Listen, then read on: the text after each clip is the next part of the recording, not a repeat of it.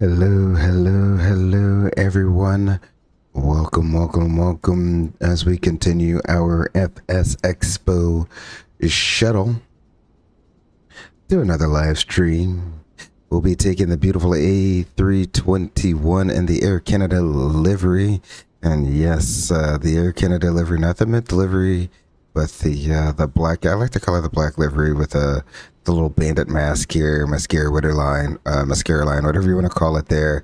Up to Montreal for the next few streams. We're going to be exclusively in the A321, so hopefully we get some great A321 flying in as we take the largest of the baby buses up there, or as we continue to fly the largest of the Airbus series, I should say. The baby bus being the 319, but I consider all of them baby buses. The 330, 340, and 350 are the big boy buses, but we'll take the largest of the 320 series family on up to Montreal this afternoon. Hopefully everyone out there is having a fantastic day, fantastic evening, fantastic morning, wherever you are. Welcome to the Eagle's Nest. Without further ado, let's get to it. We'll hop right onto the flight deck and begin our initial startups here. So what we'll do is we'll go up to the overhead panel.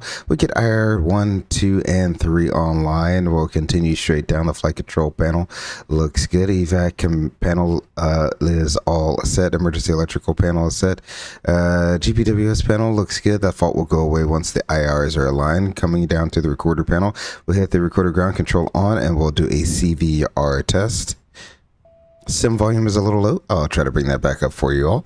There we go. There should be a much better volume there for you. Oxygen panel looks good here. The calls panel is all set and our window wipers are off. Going on up to the fire panel here. We'll test engine fire 1. Sounds good. We'll test the APU. Excellent, and then we'll test engine fire number 2. Excellent. We'll come down to the hydraulic panel. This all looks good. Right below that is our fuel panel, all looking good. Our electrical panel is all set. The generators are faulted because they are not online. Coming down to our air conditioning panel, everything is all set the way I would like it. We'll go ahead and get the APU turned on here in just a second so we can get some bleed air going to cool off the aircraft. And the anti-ice panel is all set. Per window heat is an auto. Our cabin pressurization panel is checked. Everything should be an auto with a ditching switch off and guarded.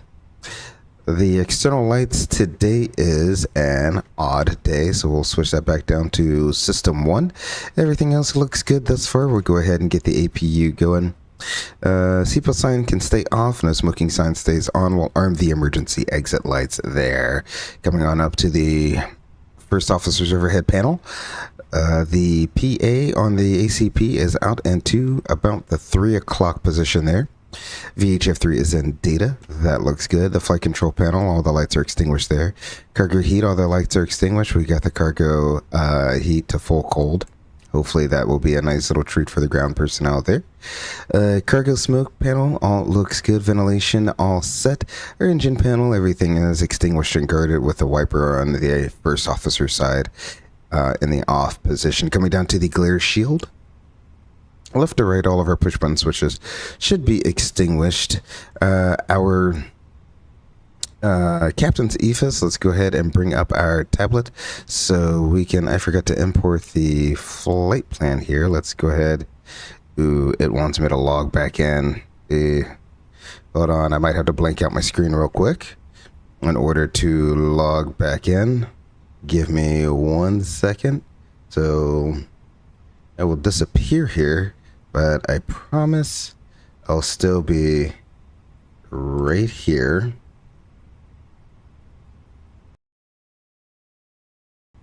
That's not the right one.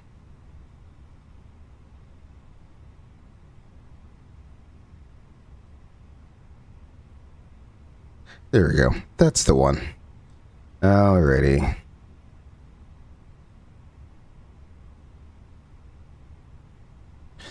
Let's see. We'll do that. Forgot to unload that flight as well, so we'll unload that. This imported perfect. Oh no, it imported perfectly fine. Okay, there we go. It did it all in the background. So I can bring you all back now. Sorry about that. All I really wanted to know was what the altimeter was, so we'll import from SimBrief here. Providence to Montreal. 5 is not used. I don't know why you would only be using the shortest runway. We want weather. And the altimeter is 2999er. So we'll go ahead and set that once. We'll set that on the first officer side. That makes twice. And we'll come down here and set it thrice. There we go. Excellent. I'll get rid of you, bring you back up in a little bit. So first officer Zephas, we want the flight director on, the current QNH, constraints, arc to nautical miles, and we don't need to worry about the VOR ADF. Come over to the center FCU here. We're looking for digits or numbers displayed in our unit, with us being in heading and vertical speed, with all of the push buttons extinguished here. Why is the auto thrust armed? I have no clue. Why are you armed? That makes no sense.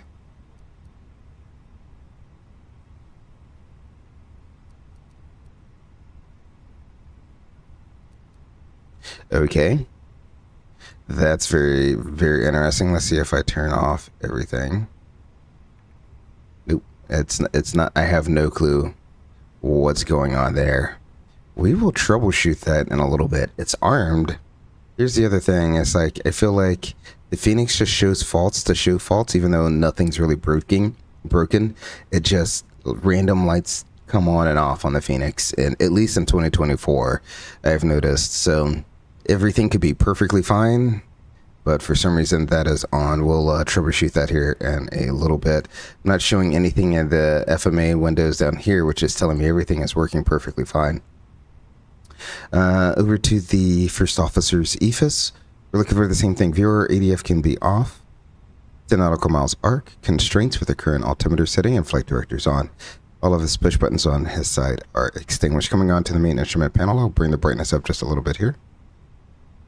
There we go. We have the PFD on the left and D on the right.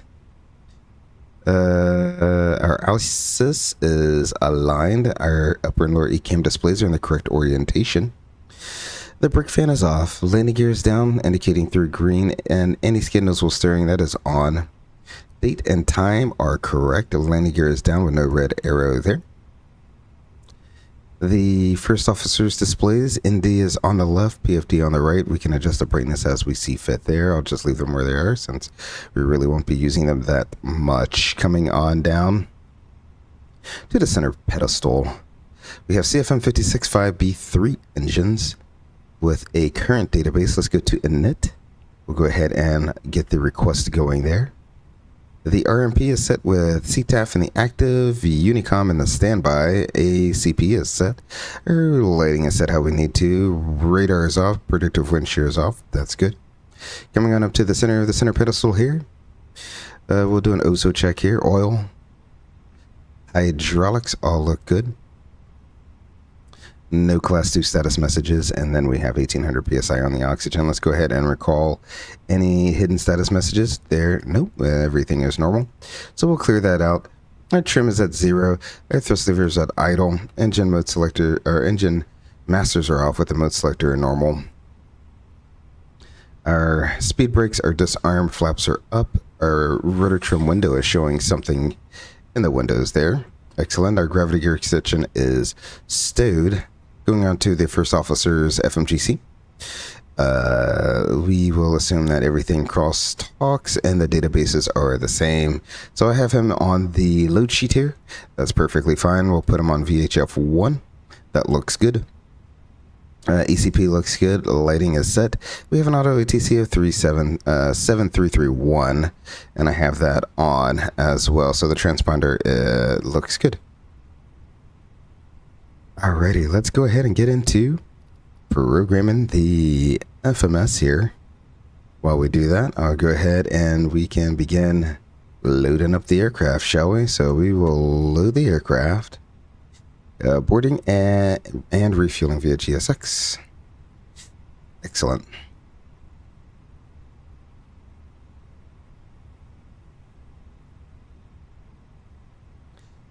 Alrighty, so we shall be Air Canada 3318.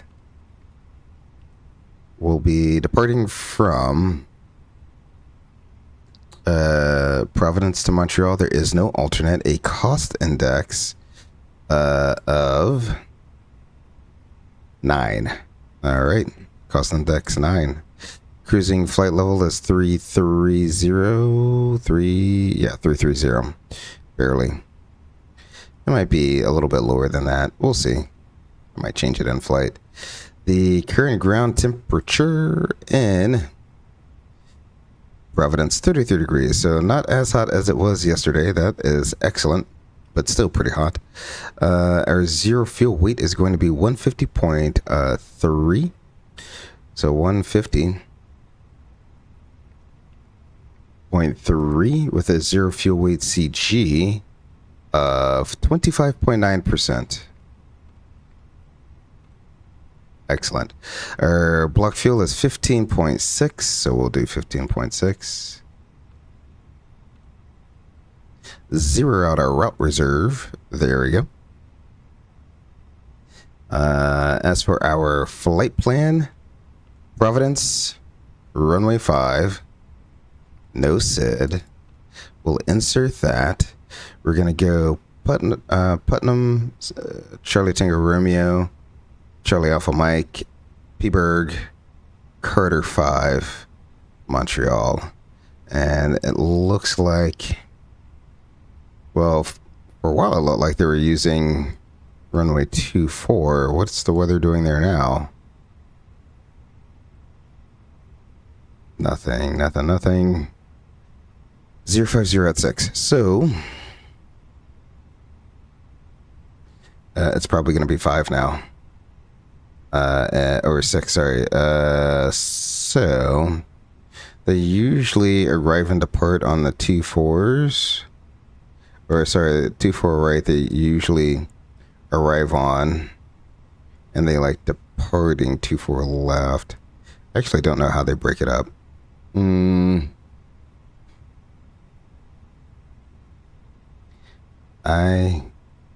It does not know. I do know.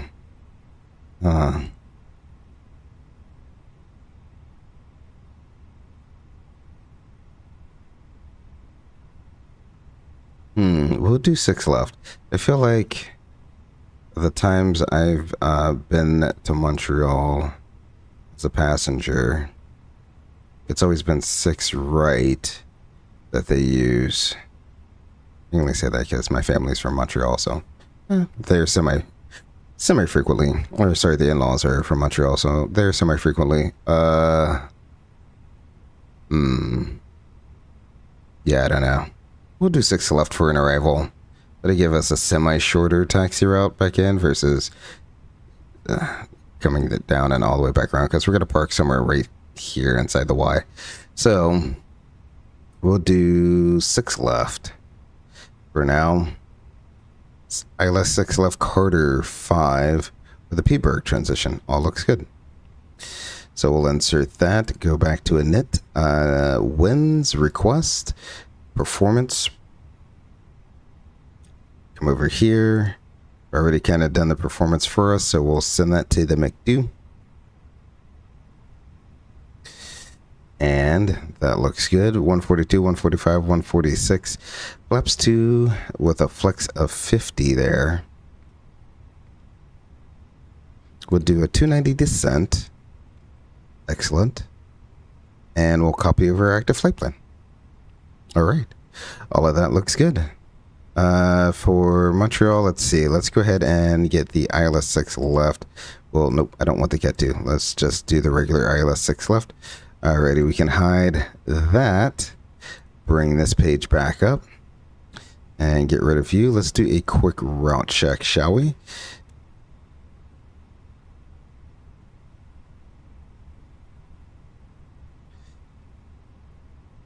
Excellent. So we'll depart out of runway 5. We'll get radar vectors to Putnam, then to Charlie Tango Romeo, then Charlie Alpha Mike, then Pittsburgh. Then Pittsburgh's going to be the transition on the Carter 5 arrival. We'll be landing. Well, that's very interesting.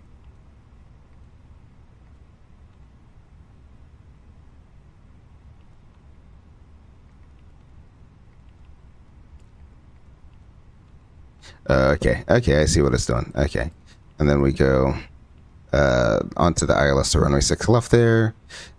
We're looking at 299 miles. We have 310. That's close enough for me. Excellent. Let's put you on data. Position monitor. Gonna come up top. IRs are aligned. The recorder ground control is on. We can get the APU bleed going. Excellent. We can go ahead and disconnect the external power and pneumatic air. There we go. EFIS is checked. Let's go ahead and put our cruising altitude of 33,000 feet in there since no ETC is online. So we'll go all the way up to flight level 330. That looks good. The one thing I did forget to do, let's go ahead and press down on both brake pedals, release the parking brake. I'll release the left brake and press it back down again. There we go. Release that right brake, press it back down again. Both move quickly and without delay. So that check passes. Our parking brake is on and check. ACP and RMP are set. Our position is 41, 43.4, 41, 43.5, and 071, 25.7, 071, 26.1. Good enough for me. Our ND looks good. PFD, we have V1, V2, climate nav blue, flight directors 1 and 2. And we can go ahead and test our oxygen. That all looks good. Now we can ask our Ghost FO if he's ready for a briefing. He says, yep, he's ready for a briefing. Excellent. What are the threats there? Another crosswind, so runway 5 is going to be a crosswind, runway 23 is a crosswind, and we can't take runway 34 because we're just going to be too weight restricted for that. Yeah, I would agree. That's the biggest threat there. We'll push back and taxi to runway 5 via Tango and Mike. When we get to the end, plan on doing a flaps 2 flex takeoff, standard reject considerations. Do you have any questions about what we reject for? Nope. Excellent. In the event of an engine failure after V1, we'll continue straight ahead to about 4,000 feet, clean up the aircraft, work the cam, and plan a return back to runway 5. If we need more runway, we'll scoot on up the road to Boston and land on one of their super long runways. Otherwise, we'll continue out to our first exits to the north of the airport there. Excellent. Top altitude 33,000 feet. I have Unicom set in the standby window and we're squawking 7331. Anything you would like to add to that? Nope. Excellent. We are all done with that. We are done refueling as well, so we can get our fuel pumps on. We'll turn the fastest seatbelt sign on. And we will check our fuel is on board. It's balanced with the pumps on. Hydraulics. Oh, someone's coming in on 3-4. There we go. Let's see. Hydraulics look good. Pressurization is an auto with the correct landing elevation. And our engine oil quantity looks good. There. Let's go ahead and do a B4 start checklist recorder ground control. That is on. Our flight forms and maintenance log is on board reviewed aircraft 483. Fuel quantity, 15.6 required, 15.6 is on board. Takeoff performance, we have 142, 145, 146 with a flex of 50. Oxygen is checked. Our seatbelt sign is on. ECAM is checked. Park brake is on and checked. MCDU is set. Altimeters, we have two niner. Is that 9 or 8? That is 9 or 8. Here we go. 2 999 set thrice. And our departure briefings review. The before start checklist is complete. Excellent. We'll just wait on them to finish loading up the rest of our bags here on the outside. It look like they have a little bit of just about one more cart to go. We'll get a little bit of music going while we wait on them to finish loading up there. Our purple gentleman ready to go.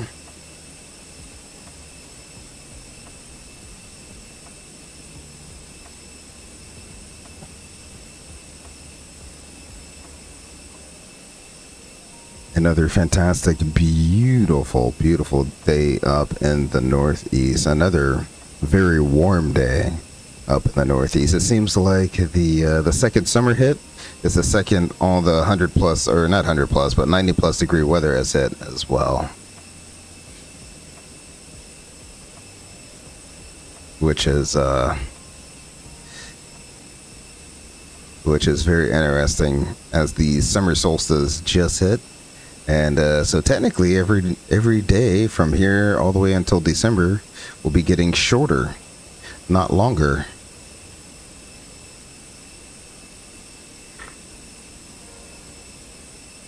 As the longest day of the year was the 20th. So, and the longest night of the year, I think, is December 20th or 22nd, something like that. So,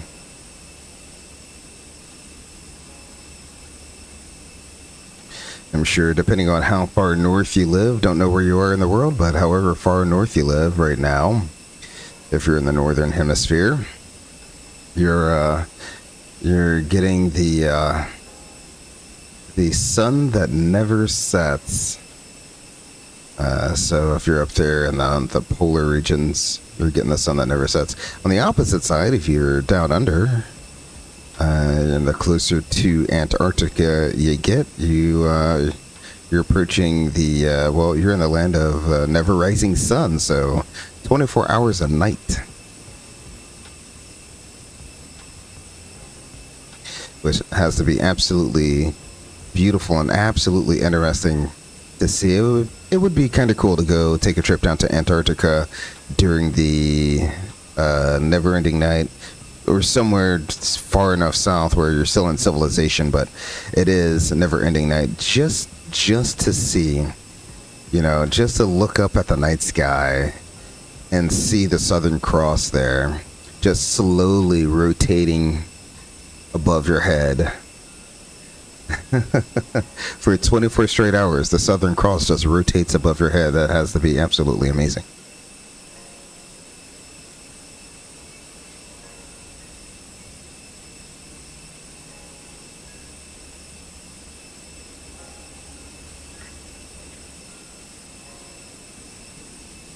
I guess it'd be the same thing if you live up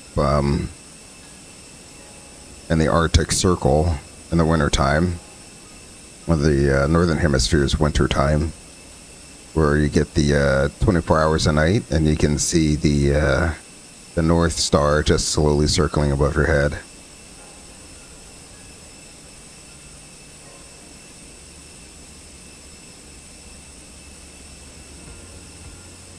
All right, looks like they're pretty much all done with loading up the aircraft there.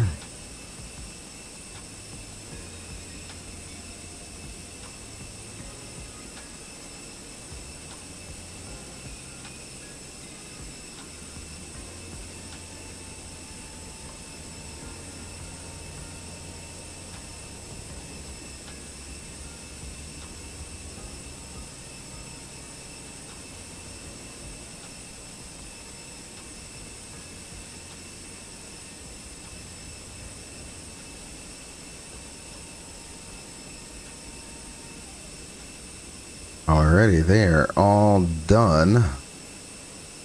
So what we'll do is we'll pause that real quick. I'm gonna double check to make sure our guy who is on final for 3-4, he's nowhere near me, so that's the important thing. So we'll go ahead and initiate our pushback sequence here, shall we?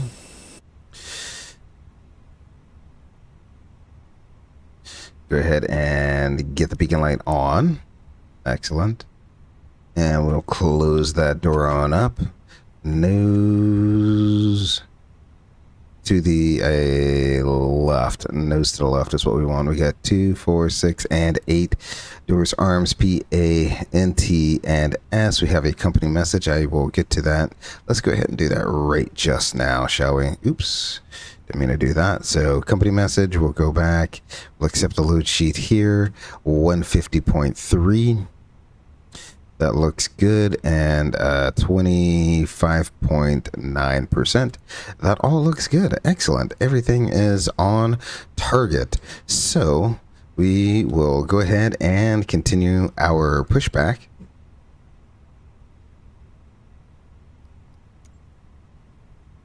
Continue pushback nose left. That's what I'm looking for. Excellent. Brakes release, clear to push. Alrighty, starting at will.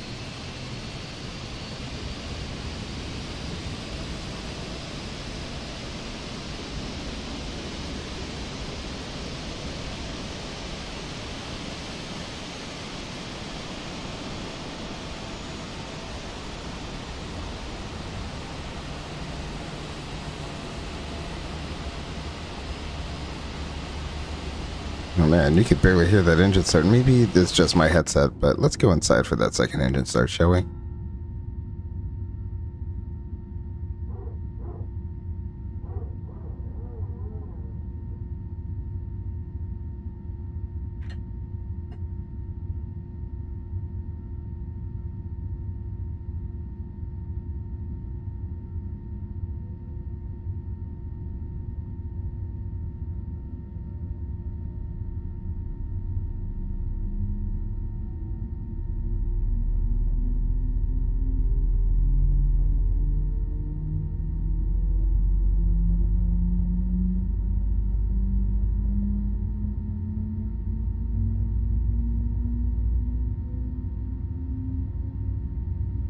Alright, brake set, clear to disconnect the interphone. Y'all have a great day.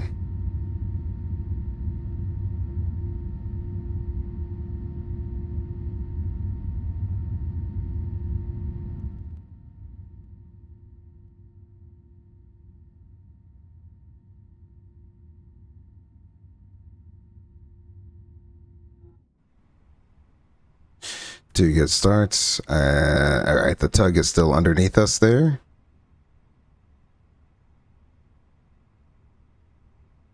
Waiting to get the pin or the salute from the pin carrier.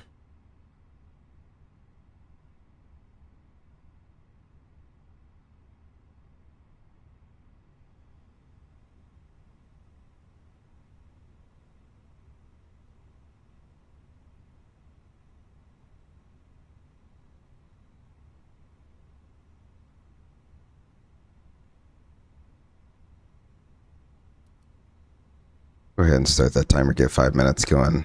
Should have started that about a minute ago, but that's quite all right. We'll have plenty of time. Excellent. Our flight guy is showing us the pin. We'll let him know we received his salute there. And let's go ahead and go flaps 2.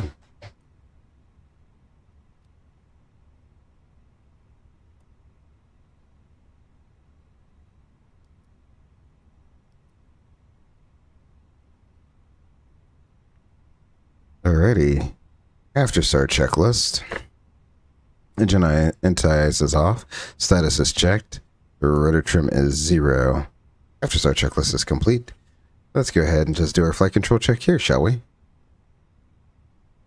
Full up. Full down. Neutral. Full left. Full right.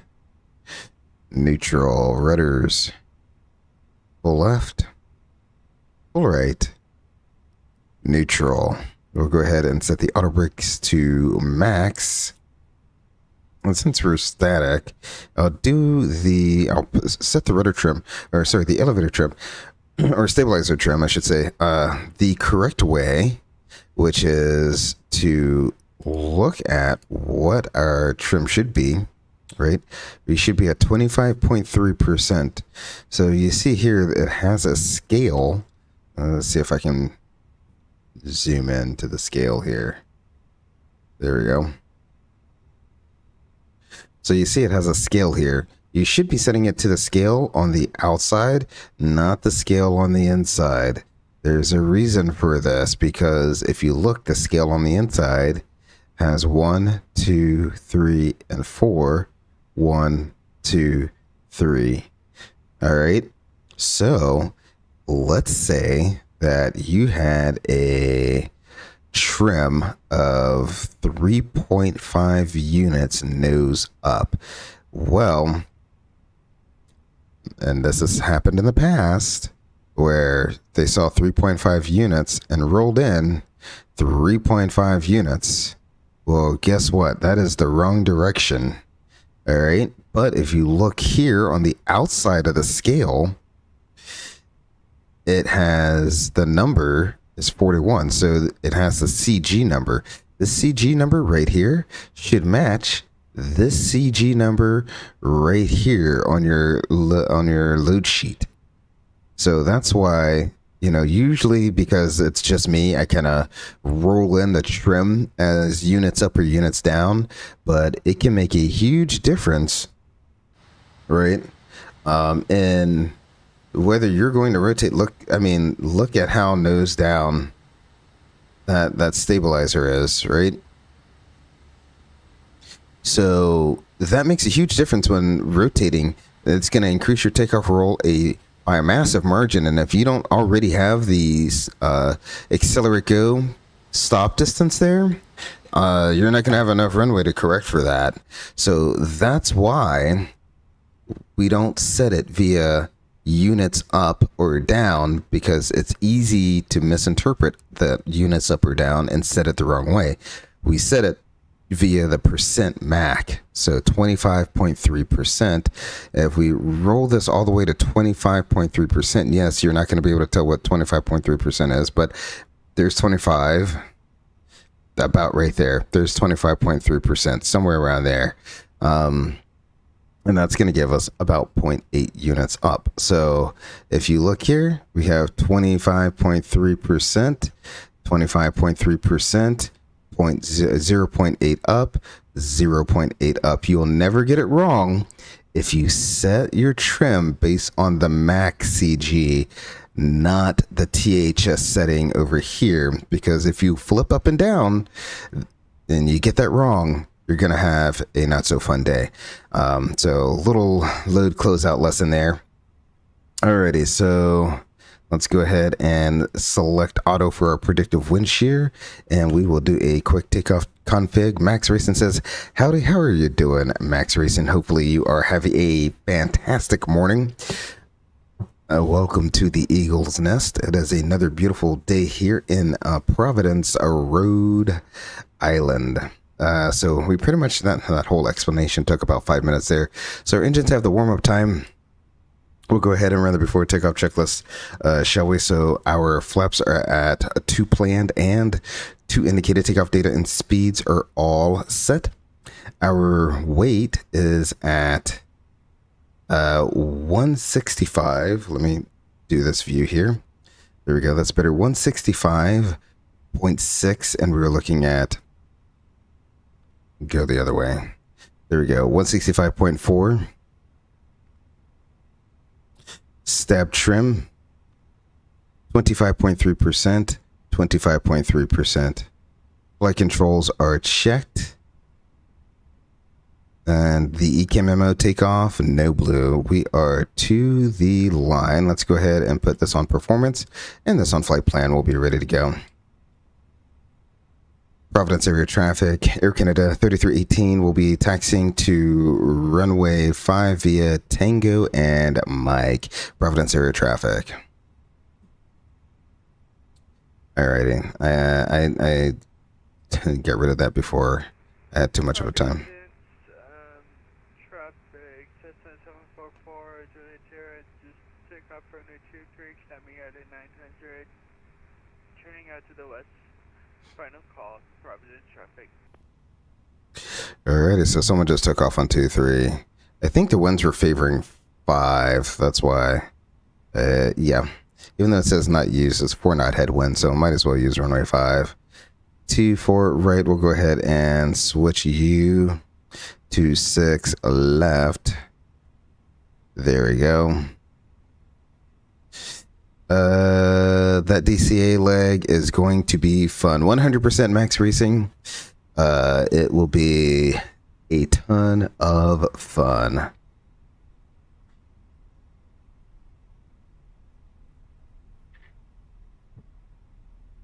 I do know a lot of airlines fly their largest Airbuses they can in there.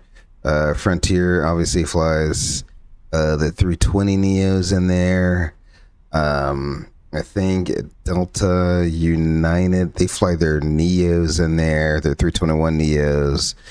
American flies all types of 321s in there. JetBlue flies their Embraers and A320. They fly, I think, the 320 and 321 in there.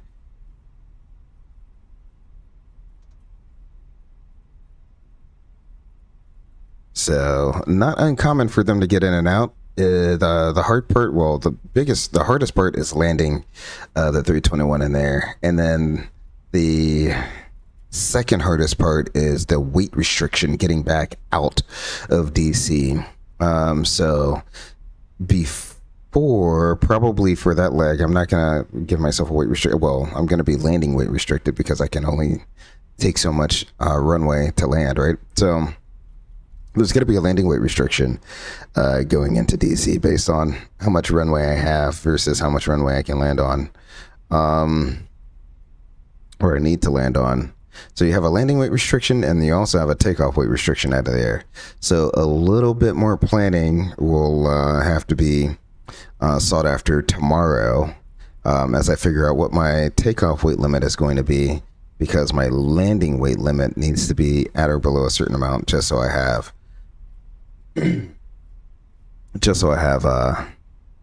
enough landing distance there. And I want to say, does Fenix have a landing calculator that no, it's just one landing calculator. It's not like a on the ground landing calculator do this before. It's just one, which is fine. I don't understand why some people have 2 landing calculators, one for dispatch and one for en route. Like, okay, it is what it is. Here we go. We are still on Tango. Did I turn my taxi light on? No, I did not turn these lights on.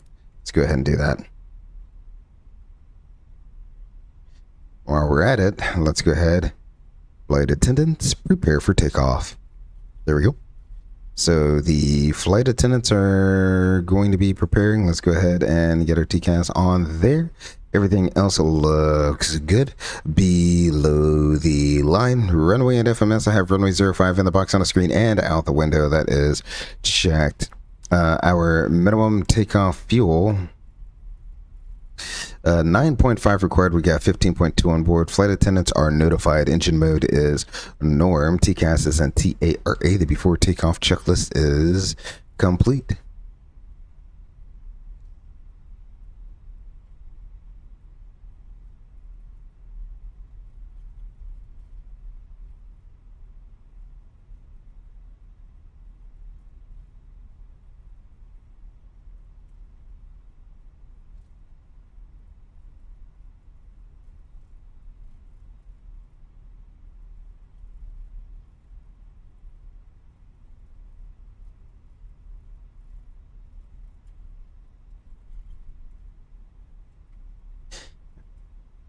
And if you haven't noticed with the 321, I do a ever so slight oversteer with it. I'm not going to be trying to do like a 777 oversteer on this thing, but there is going to be a slight oversteer that happens with this. I wonder now that the engines are on if.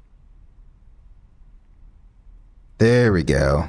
There we go. I have no clue why that was stuck in the on position, but it is what it is. It turned off now.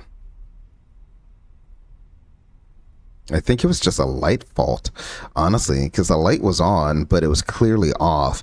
And then when I hit it again, the light stayed on, but then it said auto thrust armed, or auto thrust blah.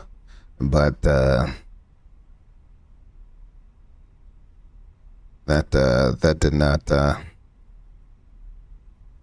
It was in all actuality not armed, so I just hit it again and it turned it off. So it should automatically arm when I go to flex, though. Speaking of auto thrust blah, trying to learn a little bit of French. I am starting to learn one. I gotta stop. I really just gotta bite the bullet and stop being cheap about it, and just do something like just buy the full package, Duolingo or Babbel. I don't know if anyone out there actually has a language app that they use to learn a second language.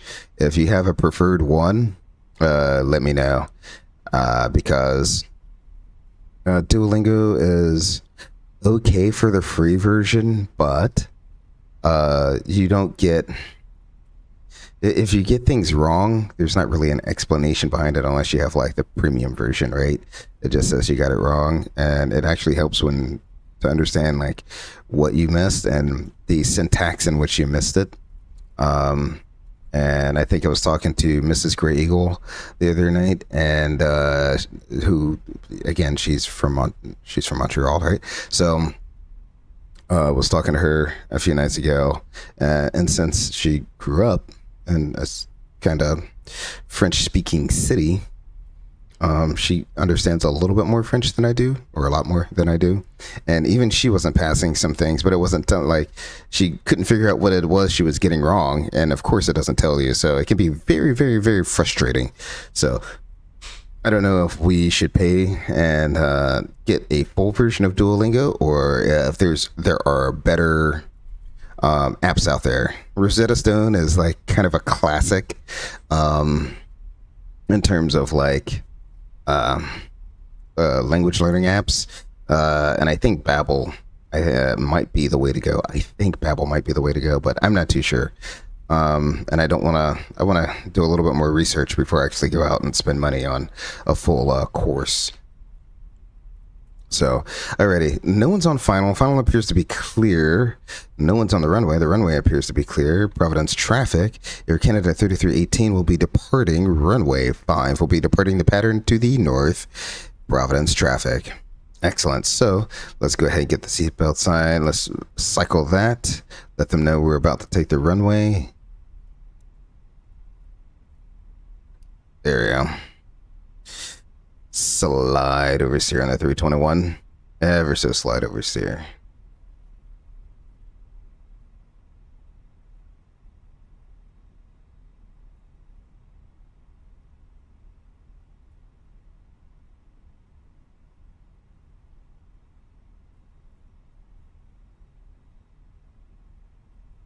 I'm going to be just to the right of the center line here.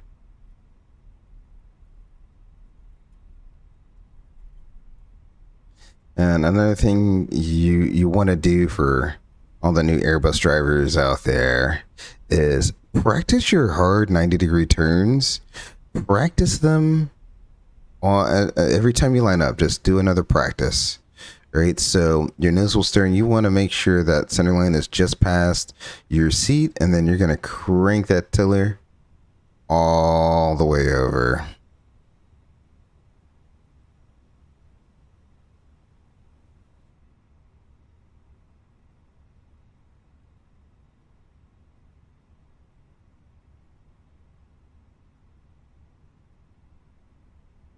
And still not a perfect lineup. So that's why every time you get a chance to line up on the runway, take that opportunity to do a 90-degree hard turn. So it's kind of hard to see in the sim where that is past your seat. It's easier to see in real life. But yeah, you want that center line to be past your seat before you start that turn. All right. Enough yapping. Let's get airborne, shall we? Volume's up. Side stick is at 50. I'm still using a little bit of tiller here to line up. We'll go 50%.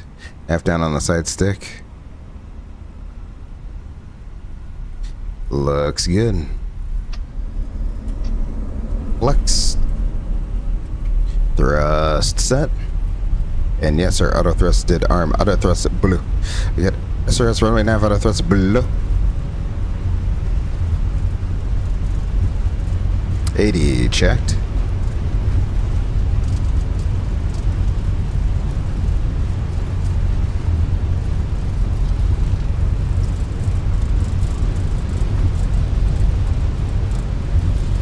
V1, rotate.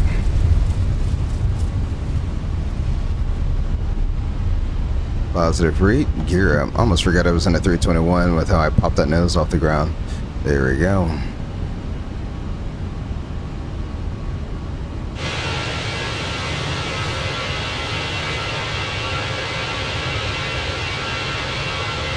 Beautiful.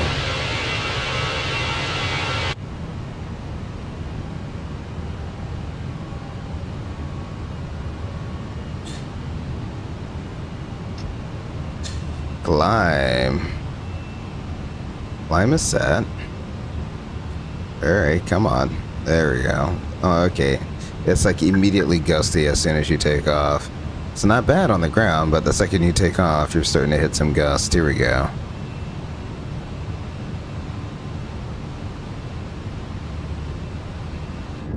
Flaps 1.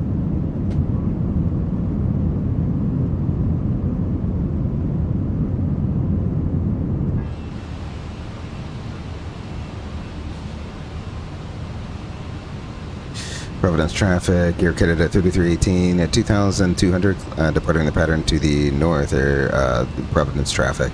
Let's go to Putnam. That looks good. We will execute that.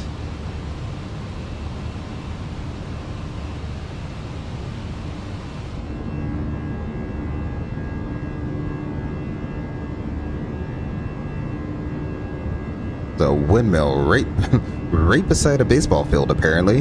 That's a thing.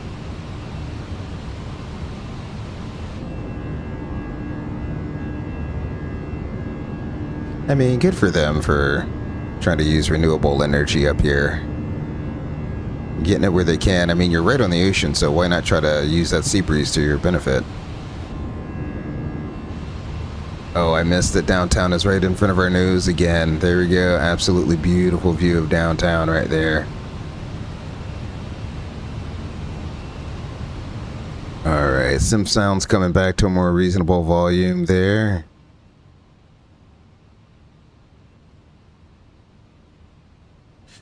I'll zoom you out. We'll get the autopilot 1 going. We'll wait for the auto retract to happen here.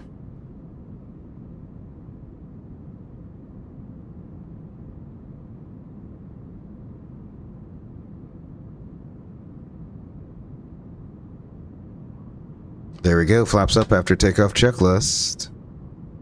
Beautiful.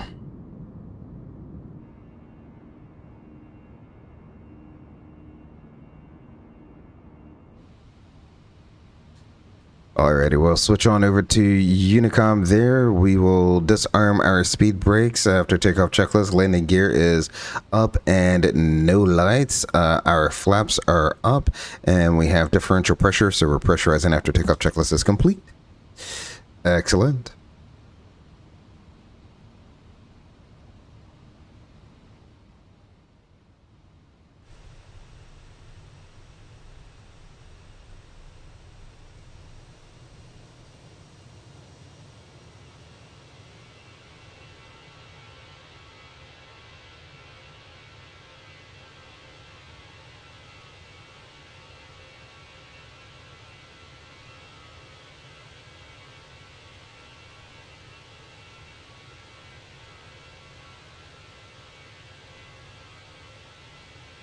Absolutely love the Air Canada with a bandit mask.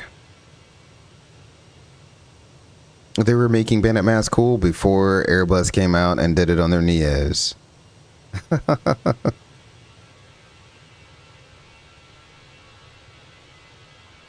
And it really doesn't do it justice, because when you see this in real life, like, the windows are naturally so dark you don't really see through them like you do, so it just looks like one big black area up front. It looks amazing when you look at it in real life.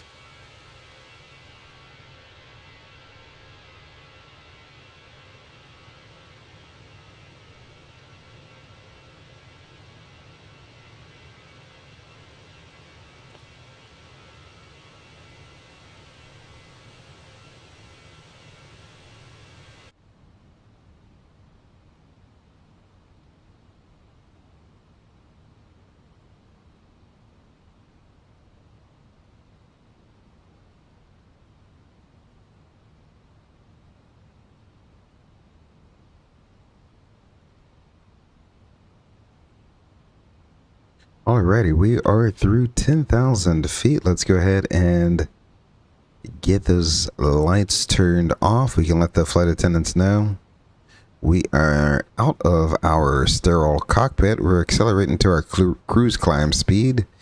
I'm gonna take over that speed, and we'll just dash it on up to 345 knots. Have you seen a theme here? With I might not want to do that. We'll see. Yeah, I might not want to do that. I might just give it to the aircraft. Yeah, we'll give it to the aircraft, as we'll be reaching our top of climb. We'll be cruising all of about 10 seconds, and we'll be on our way back down. So don't want to have to do a parabolic arc where we're just climbing, we reach our cruise, and then we come right back down again. Which does happen a lot of times when you're doing like super short flights and stuff like that. You do kind of like get up to climb and turn around and go right back down.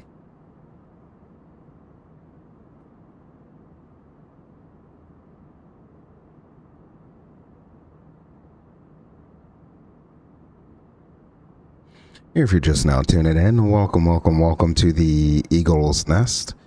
We are doing the FSExpo shuttle flying here today, or this afternoon. We're in the Air Canada A321 going up to Montreal.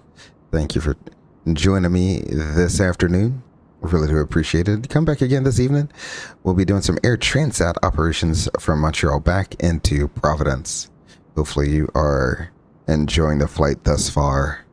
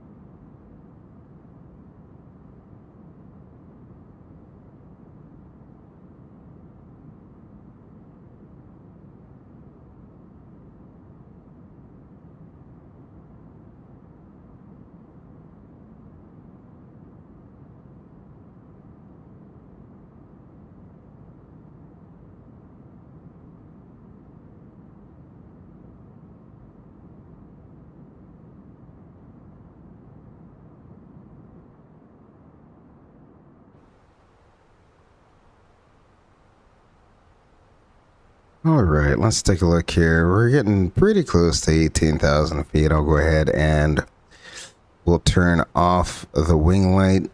It seems to be pretty smooth out, so we're not going to have a long time in cruise. So what I'll do is I'll just go ahead and turn off the fasten seatbelt sign at this time as well. And let's go ahead and pick out what the altimeter setting is up in Montreal. They don't have an ATIS, yeah. They don't publish their ATIS, digital ATIS like we do in the US. The altimeter is going to be 3009er, so we are transition standard set once, set twice, and set thrice. There we go. Excellent. Again, something with the Fenix where the aft cabin gets insanely hot, where the rest of the cabin is absolutely freezing. I have no clue what that's all about, but, you know, have all three set to be the same temperature, ice cold. So, don't know what's going on there. 65 is kind of too cold. I'll bump that up just a little bit. Yeah, I have no clue what that's all about. Their temperature simulation may be a little off because, let's see, it's supposed to be based on like where passengers are distributed as well, but like it's not like there's more. In fact, there's more passengers up front. If you look at the empty seats, there's more passengers up front than there are in the back. So I don't understand why the back gets so hot. If someone from Fenix could explain that to me, that would be fantastic. But I've never seen it where I couldn't get the temperature under control, under full cold. Usually, you're able to get it down to about 72 degrees back there, but I have no clue why. Oh, it is going down. Okay. Maybe I needed to raise the temperature other parts of the cabin to get this to come down. Maybe, I don't know. Maybe that's the secret sauce. Excellent. Let's go ahead and get our in-flight music going.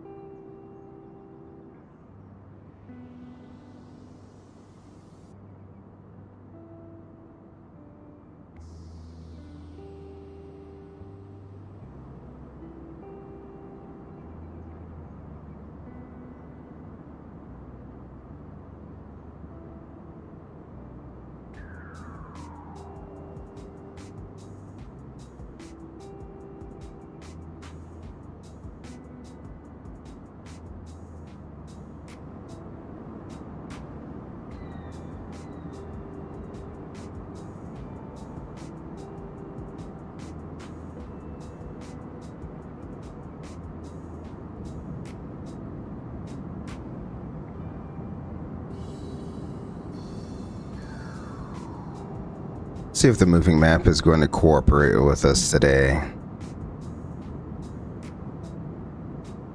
Nope. Okay. I tried. I was going to have like the moving map so we could see the cities as they fly by just below us. The cool thing is, if you have your own iPad, let's see, you travel a lot, right? So, and you have your own iPad, book a window seat. If you have your own iPad, you can book the window seat, and even though you won't be in like cell phone reception, is if you can get that iPad up close to the window, you should be able to get a GPS signal on your iPad. That's essentially wrong button there. That's essentially how the iPads here work. They're pretty much against the window, so we have lots of windows up front, so it's not blocking the GPS signal. Sometimes it does. Sometimes you lose the GPS signal, especially when you put this up.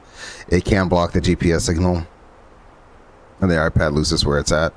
But usually, when you have your iPad mounted right here, it's going to pick up a GPS signal. So if you absolutely love tracking your flight while you're flying, you can bring your iPad and get it up against the window there. It should be able to get a live GPS signal on your current location over planet Earth, and you'll be able to track your flight real time. The other way is going to Flight Radar 24, or what's the other one? FlightAware. Those I think have a slight delay to them. I'm not too sure. I think they have a slight delay to them for security purposes. So yeah. And frequently when I do deadhead, I will import the flight onto my iPad so I can follow along as well if I'm getting super bored. Ran out of movies on my iPad to play or whatever.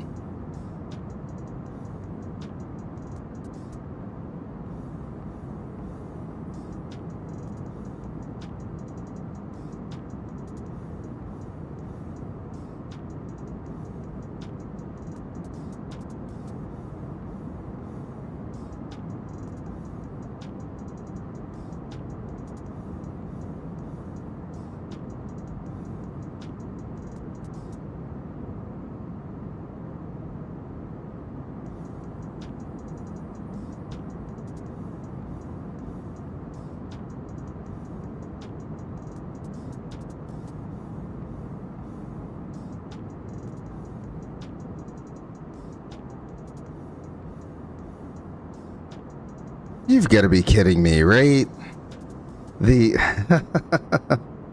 I can't make this up. All right, I'm gonna pull this out into a separate screen.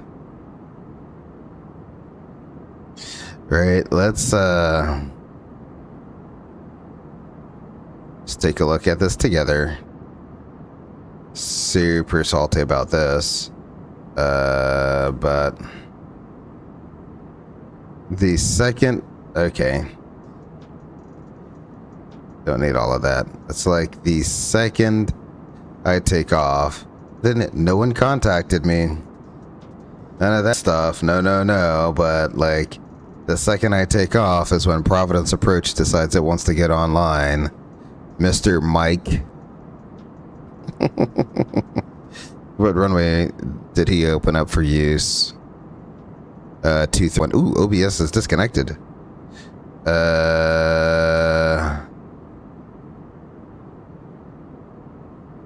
Ooh, I have no clue what that was about. Did my stream just drop there for a few seconds? That was weird that it said OBS disconnected. It looks like my bitrate is all over the place as well. Hopefully the stream's quality isn't going up and down, like fluctuating massively up and down, because that's what it looks like. Even though the bitrate is pretty high and staying consistently high. I don't know why it keeps dropping frames every so often. Very interesting. But yeah, it's like the second it is online, whatever. So there we go. It is what it is. Not mad about it though. Hopefully tonight we'll have, just like last night, we'll have some ATC online. I would hope we'd have it all the way into Providence. That is my hope. But those are just hopes and wishes.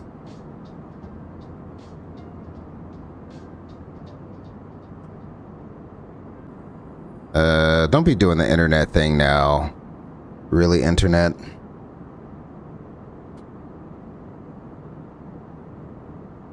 If anyone currently watching out there, let me know if it's dropping a significant amount of frames here. It seems to be keeping up pretty well. So I don't know what's going on there. But like I was getting ready to say, since everything can be handled right here inside of the tablet, especially in Navigraph, since everything can be done inside of Navigraph,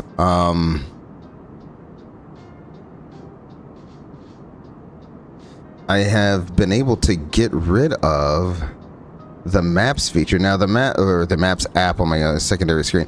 Now the only good thing about the maps app on the secondary screen is the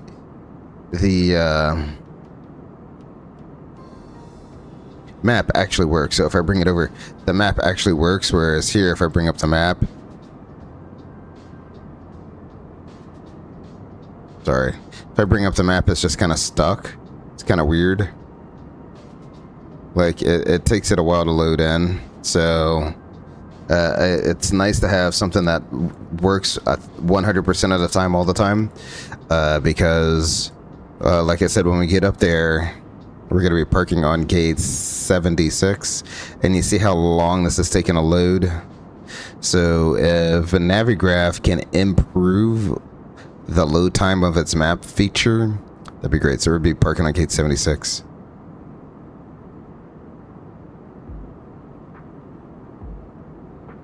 Right here, when we get there, 76. I'm pretty sure it's 76, not 79. Pretty sure it's 76 is the one I did. So it's just nice to not have it take forever to load in. Alrighty, let's go ahead, and we're approaching, what is this? Cambridge. We're approaching Cambridge. Let me bring up the arrival here. There's Peaburg down there. Let's go up front and verify our arrival, shall we? Slide you on over to here. 10 nautical miles plan. We're leveling off here in cruise. Perfect timing to do all of this. Auto ATC. What do you want, auto ATC? Cross ebb dot, add and maintain 11,000. The Burlington altimeter 3006. No separation services provided. Alrighty. So once ebb dot at 11,000, I'm sure. So we'll just enter that as our hard altitude then, shall we? So we'll do ebb dot at and maintain 11,000. We can do that. That looks good. So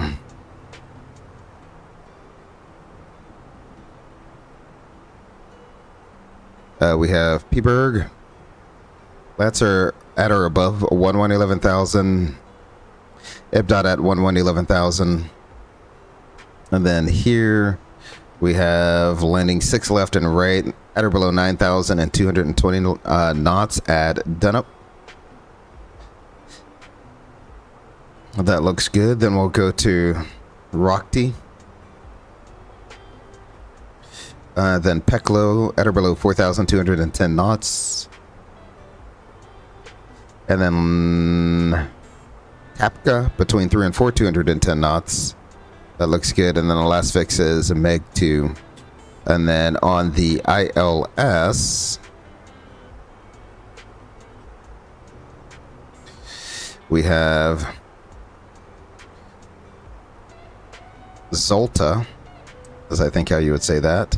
It's going to be at or above 3,000 feet.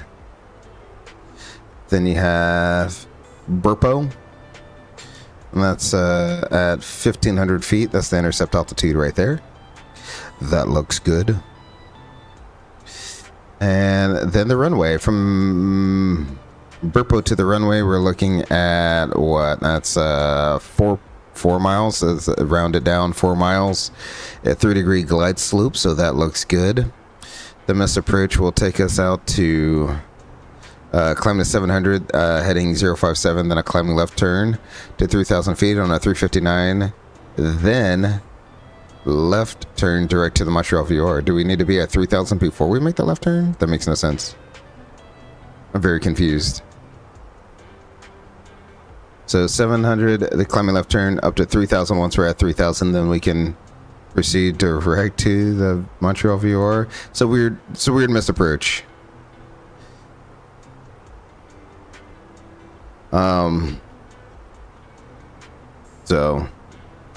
But it's in there. So that looks good. RadNav, we have IUL.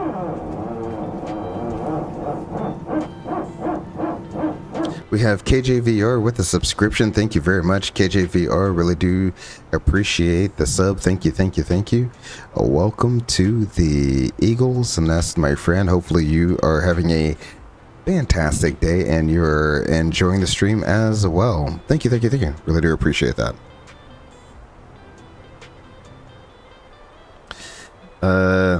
Let's see. Where was I? We were looking at IUL. Is that what it is? IUL? IUL. Yep, it is IUL 109.3. 109.3. 056 is the final approach course.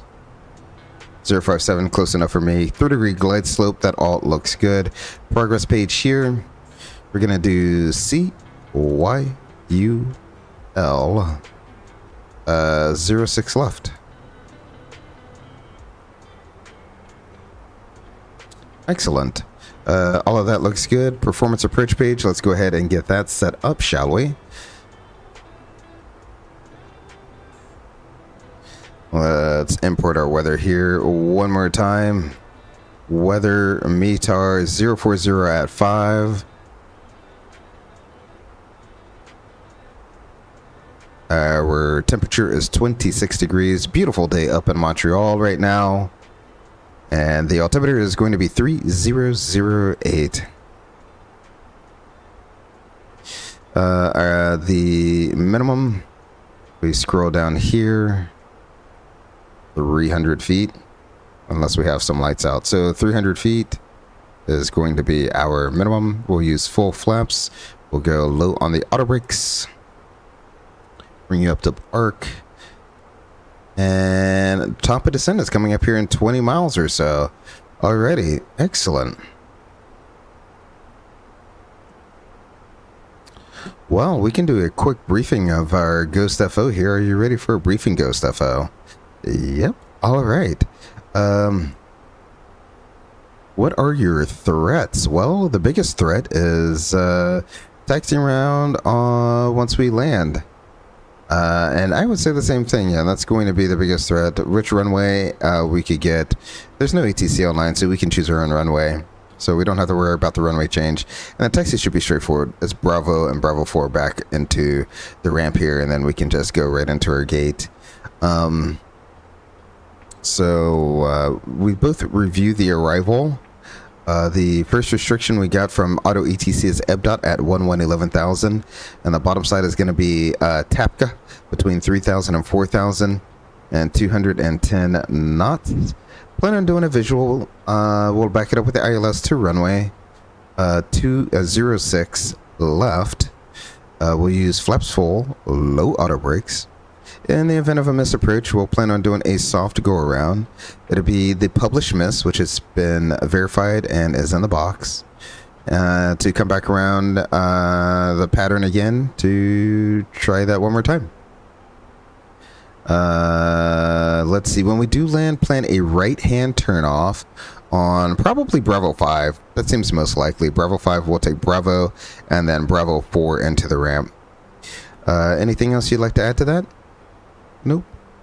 Excellent. Let's go ahead and set EBDOT at 11,000. Since we are approaching our arrow here, we can go ahead and begin that descent.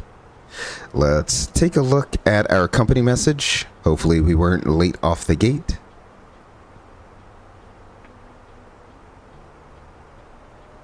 No ADC required. There we go.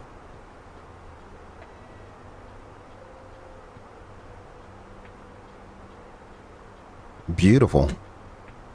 And we have started our descent into the Montreal area. What I should do is go ahead and put the bottom of the arrival in there and manage everything up. So bottom is 3,000. So let's go ahead and do that, shall we? 3,000. Beautiful. We'll just manage everything up and let the aircraft do what the aircraft would love to do. Does Montreal... That is a question.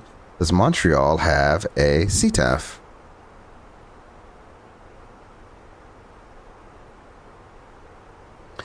Yes, they do. 19.9 is going to be the next frequency, so 119.9. is in the standby, ready to go.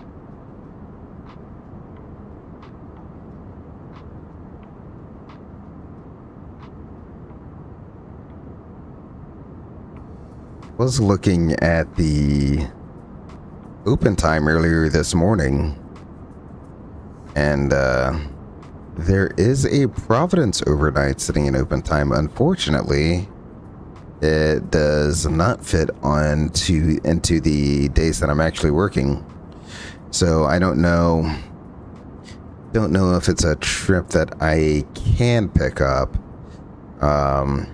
And I don't know if someone else is going to actually try to pick that trip up anyway, because it's not a bad trip. And we'd be staying in downtown Providence, so I wouldn't be too far away from the convention. Very tempting. Very tempting.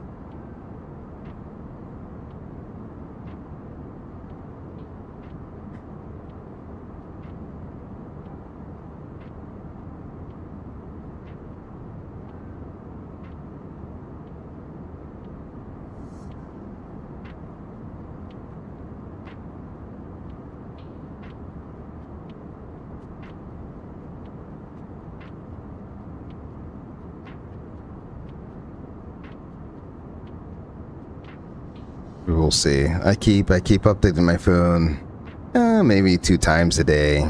In fact, I think after this I need to go in and go into our website and add in my I got some final bidding to do for next month to get everything set, and then worry about next month when next month comes. On a different note about next month, will not be doing so. There will be 2 weeks where we will not be turning and burning, unfortunately.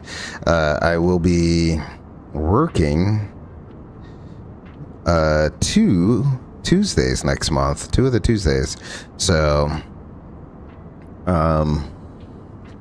that will be so as you know, whenever I'm on call, I don't work, I don't stream, so I unfortunately we'll have to put a pin in Turn and Burn Tuesdays probably after the next Turn and Burn Tuesday, because then I think the next 2 weeks are working weeks, and then we'll pick it back up again after that.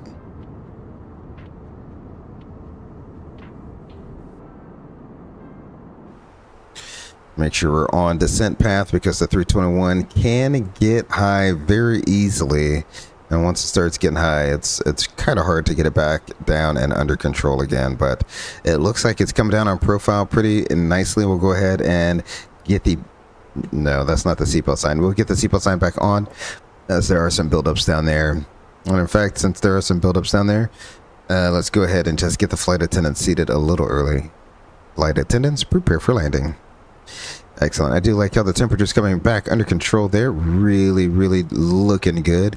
A little bit on the cooler side than what I would like it, so I'll crank that temperature up just a hair, and bring this one up just a hair as well. So the other thing, when you have a really, really, really good aircraft with nice ice cold AC, so this is an AC vent right here. And this is, you can open and close it with this little switch right here. When it's really cold, you can hear little ice pellets hitting the screen. And a lot of times what'll happen is you'll get ice coming out of this little vent as well. Little pellets of ice shooting out at you. Nice little cool, refreshing little something or another popping out at you. That's when you know you have a really, really, really good airplane.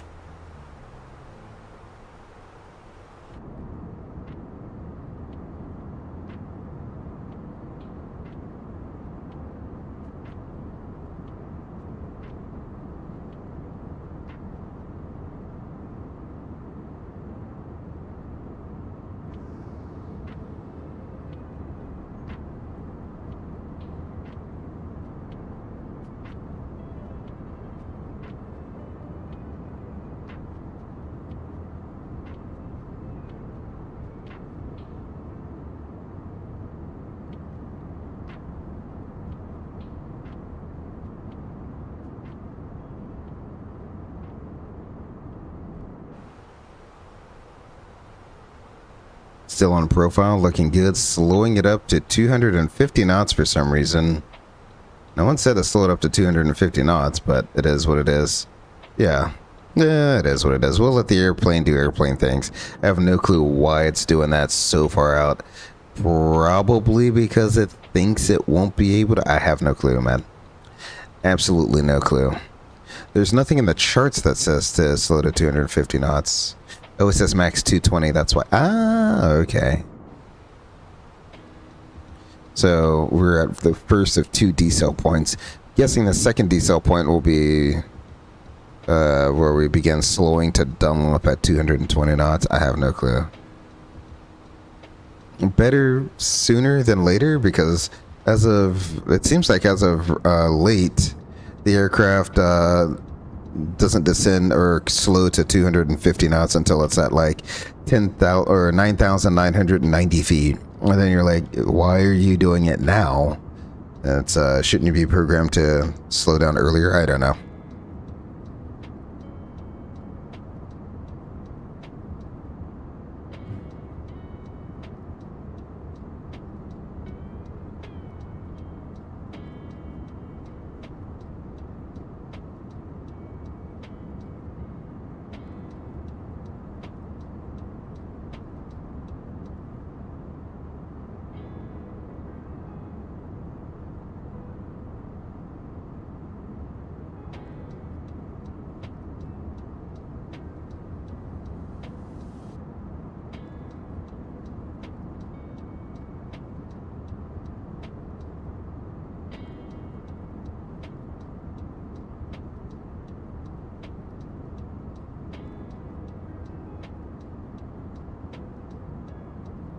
Alrighty, we are through flight level 180. We'll go ahead and get the wing light turned off. I don't know why it's asking for more drag. We are at 250 knots, so it should be fine. Once we cross that decel point, it should be perfectly fine. Let's go ahead and check our status. That looks good. Let's check our progress. 1,100 feet high. We'll see if that starts correcting here. 1,128 feet high. Alrighty. We go transition 300. I think it's 9er now. 300 9er 8 or 9. 3008. We'll set that once, twice, and thrice. There we go. Descent checklist. Altimeters 3008. Auto brake is low.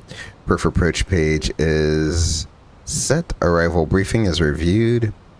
The Carter 5 arrival, visual approach backed up with the ILS to runway 6. Status is checked. The descent checklist is complete. So, this seems like it does not want to correct. Let's see what this second decel is here. But we might have to get on the speed brakes just to get ebb dot at 11.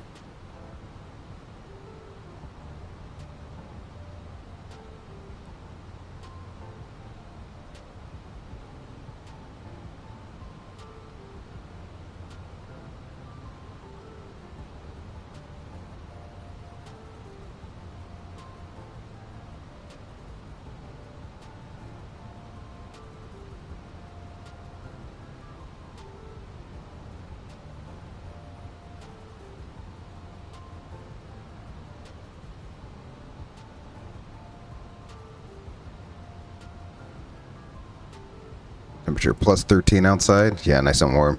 Don't need the anti-ice on. Drag is looking perfectly fine. You see the check mark there, the little heartbeat sign there. The up and down, that's half speed brakes, will get you to back on profile. That's where it will get back on profile, is that half speed. The little heartbeat symbol that you would see in the hospital, but it's the up and down little arrow there. We'll go ahead and we're in and out of needing more drag.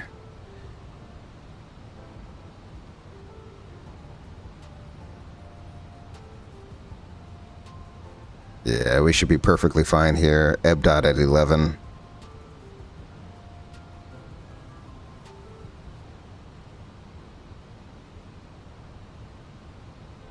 Looking beautiful, right on profile. I'm gonna go ahead and stow these speed brakes now.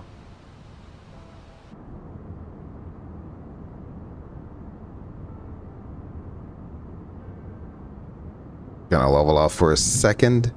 Then it's going to go right back down. There we go. Right back down we go. We can go ahead and let the flight attendants know we're back in stereo. Lights can come on. Get rid of you real quick. And let's go ahead and get our recording going. So we'll get rid of the in-flight music right now. And we'll get the recording going again. There we go.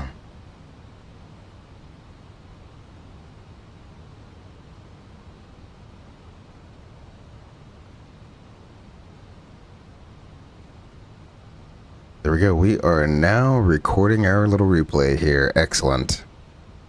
Suddenly we are now high on profile. So I'll slowly begin easing some speed brakes back in. We just need to be at or below 90,220 knots. I'm going to go ahead and switch over to the CTAF. See if we can hear anyone on the CTAF frequency here in Montreal.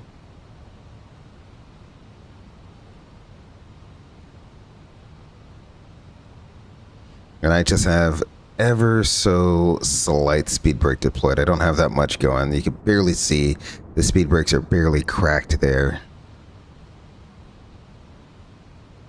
And that's just enough to get us back on profile.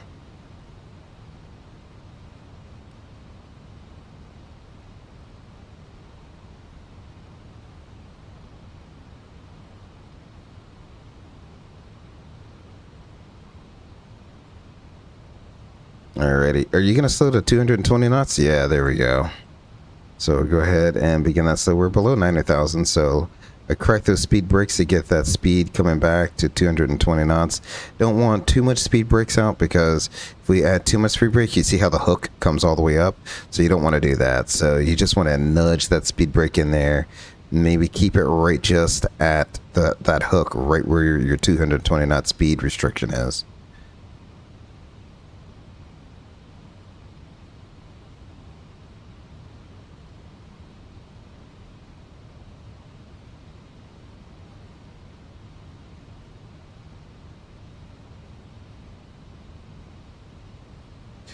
We're VFE next minus 10. Let's go ahead and go flaps 1, shall we? That will give us a little speed relief there with the hook, at the very least. Montreal traffic. Air Canada 3318 over Dunup at 7,300 descending on the Carter 5 arrival. Will be transitioning over to runway 06 left, Montreal traffic.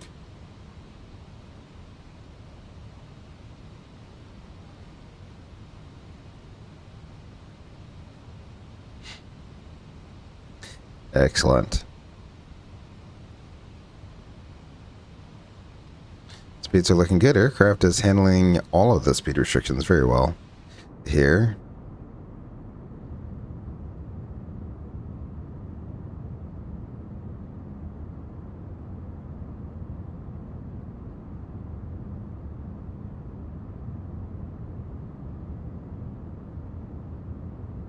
A lot of farmland to the area just to the east. Is this east/southeast of the island here?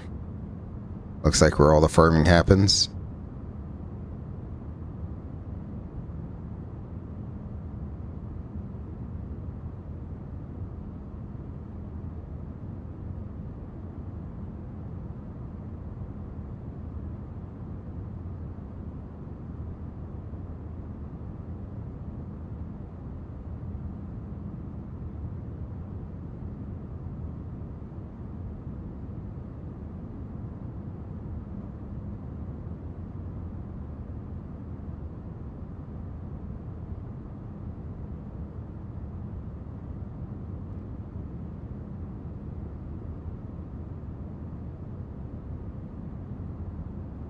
Yeah, very, very different contrast and scenery there. So you do have the airport off to the right.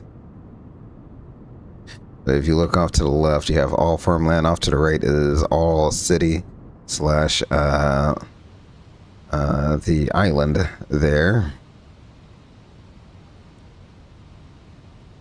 All right, let's take a closer look here. We have our Circle D right here, which is where we're going to activate the approach phase at or below 4,210 knots. Then TAPCA at 3,210 knots. So all's looking good here. Let's see. Let me bring up the approach plate real quick. I mean, technically, we could go down to Etgill. I don't have Etgill in there, though. It'd be nice to try to intercept this inside of Exulta.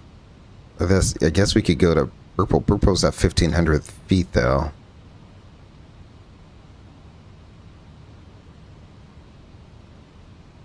We've been doing lots of Canadian flying.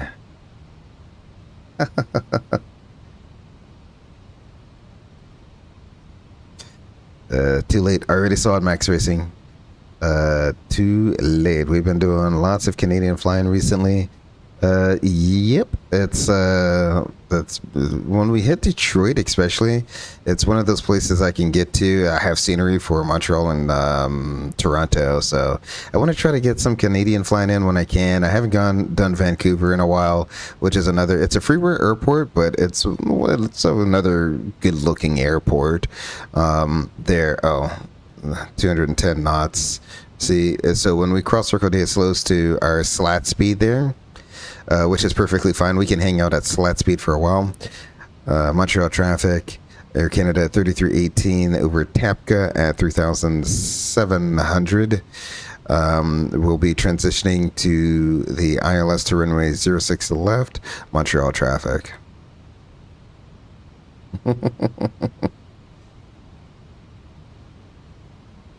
You didn't see that. Oh yeah, I saw that. You messed up flying. You had a flying typo, but I was able to read it. All right, so we're 4 for 3. Let's go ahead and expand out. Yeah, let's go direct to, what is that? Zolta. We'll go ahead and go direct to there. Excellent. We shall arm our approach. Looks good.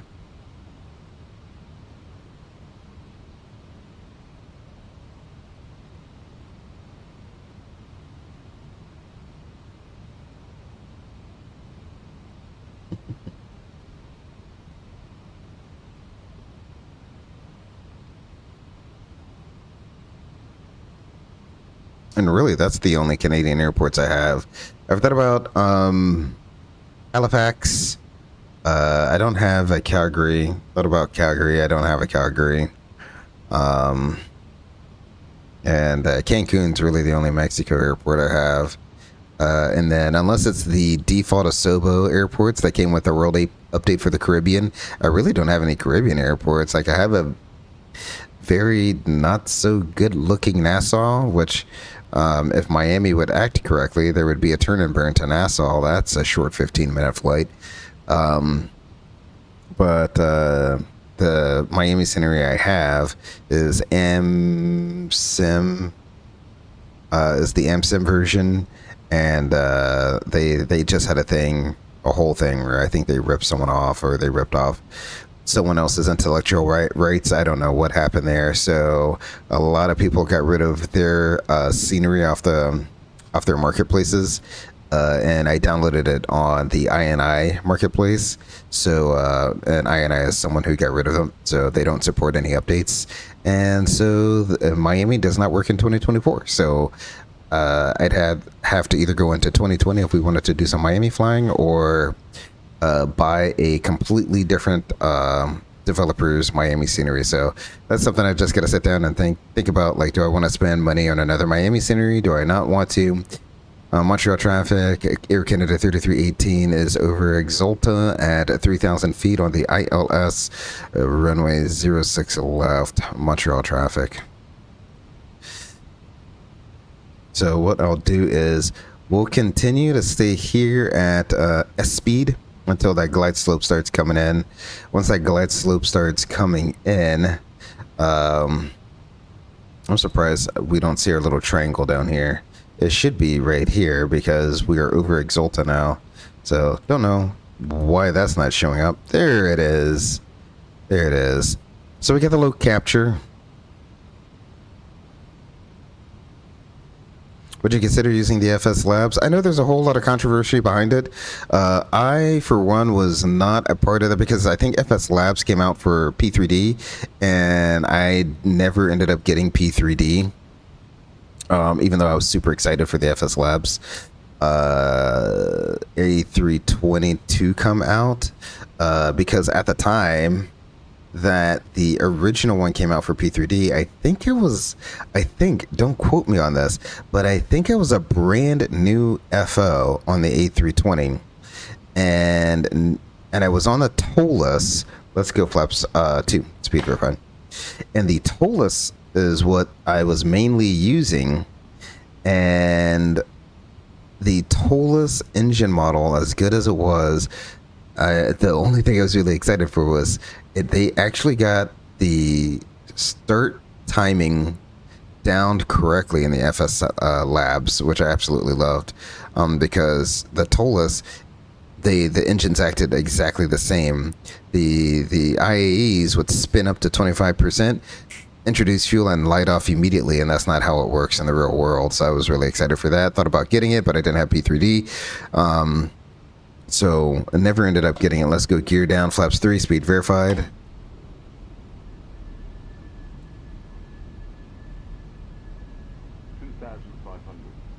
I may have slowed down a little too quickly there. That's okay.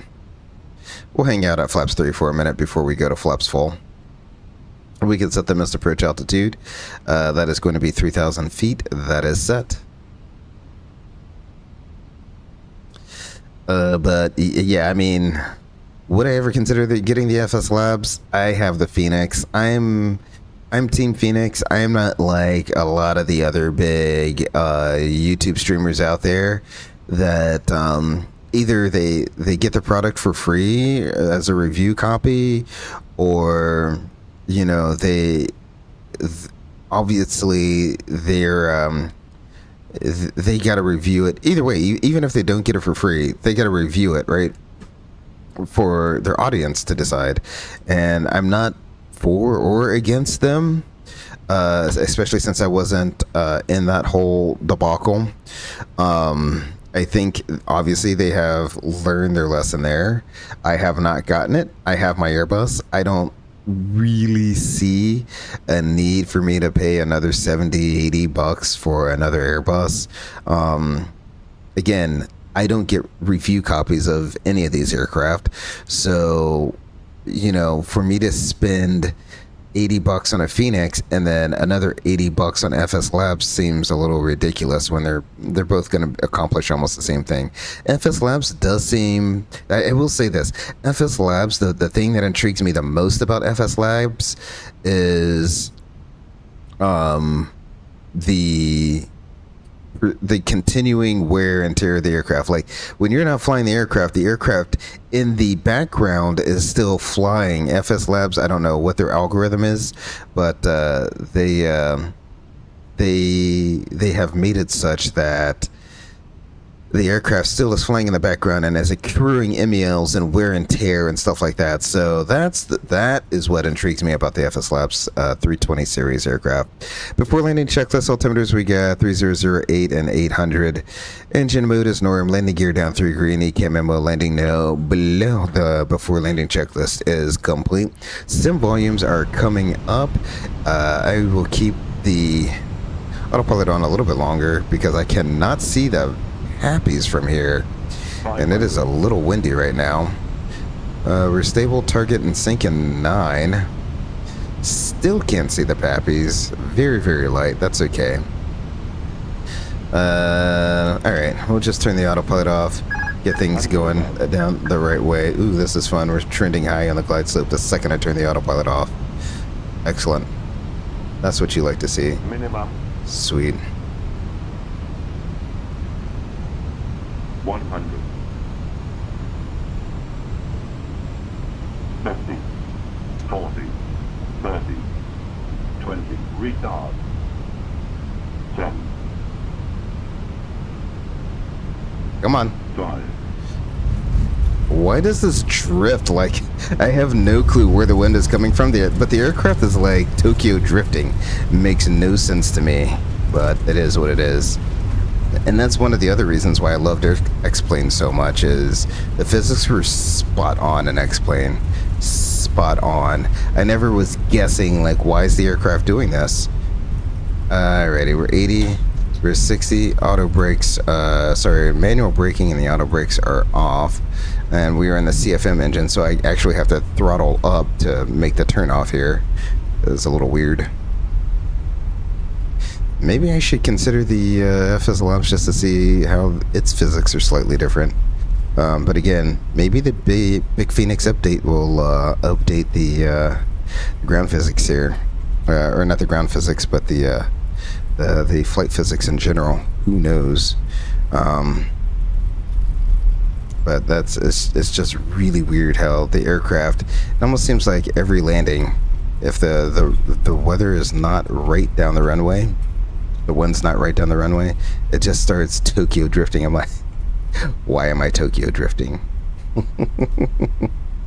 Let's see here. We'll make the right-hand turn off. Just like I said, we're on Bravo 5. We'll taxi Bravo 4 to the ramp here. No one's in Montreal right now. It's just me taxiing around.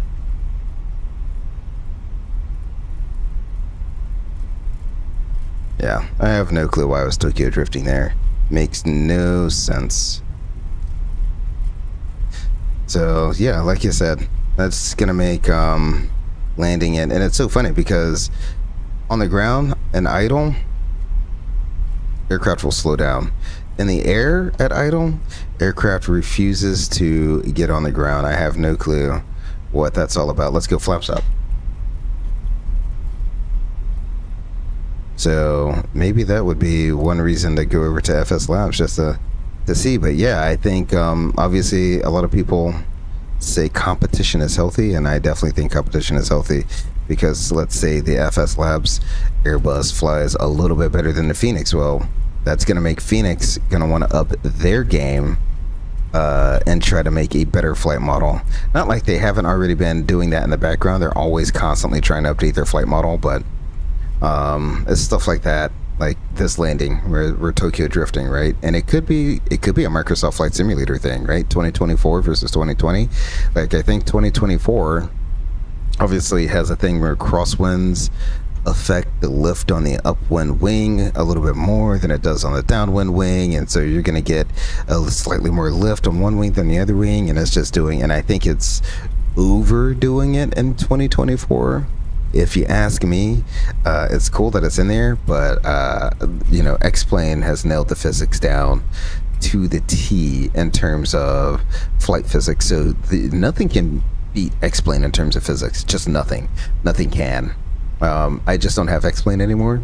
Got rid of that a long time ago with Microsoft Flight Simulator 2020. It took up way too much space on my hard drive. Why should I you know, use what was it? It was something astronomical, like 120 gigabytes of space on my my hard drive just for the U.S. That was just for the U.S. Great landing. Thanks, Max Racing. It was okay. It was quite all right. Definitely not a top 10 landing the way we were Tokyo drifting. But, I mean, once I did get it on the ground, tracked the center line pretty well. So I'm not mad about that. But I'm still very confused about some of the flight physics here in Flight Simulator 2024. I do have my... I still haven't messed with the rudder sensitivity yet. I have zero curve on my rudder sensitivity, so maybe I should, the stream tonight, what I'll do is I'll put it on a 10% curve. I do have everything set up where I can have a curve, right? So maybe I'll put it on a 10% curve and see how I like that. As far as my spring tension and damper on my rudder pedals, I actually like the feel of it. It's not tight, which I had it really tight before, and it was taking so much effort that my chair was literally sliding back, or the rudder pedals were sliding forward. I took care of that issue with the rudder pedals sliding forward toward the wall.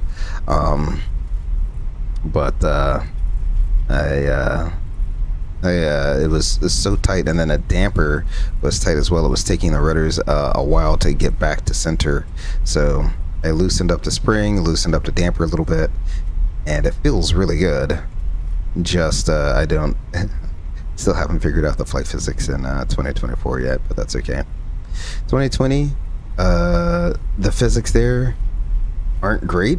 They're more cartoony, if you ask me, which is not a bad thing. It's actually really good when it comes to like people who are going to stream and stuff like that. Let's take this line. I think this line. Eek. I don't know where I'm going. Hold on.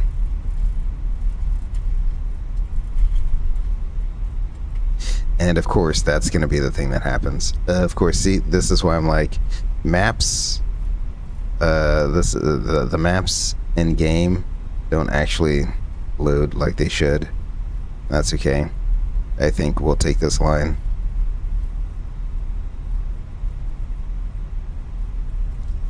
All right.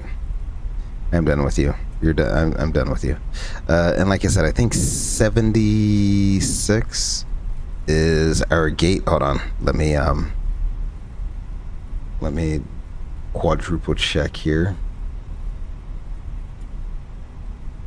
Yeah, 76. Excellent.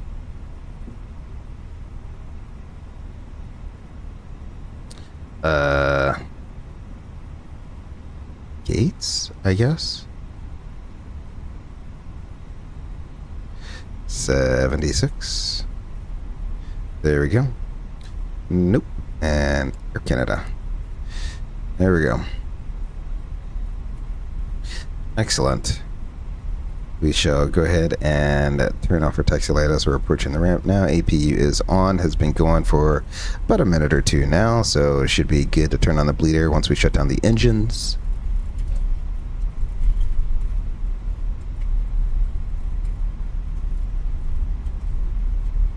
Yeah, like you said, Max Racing, landing in DC, especially in a 321 Sharklet, is going to be a lot of fun.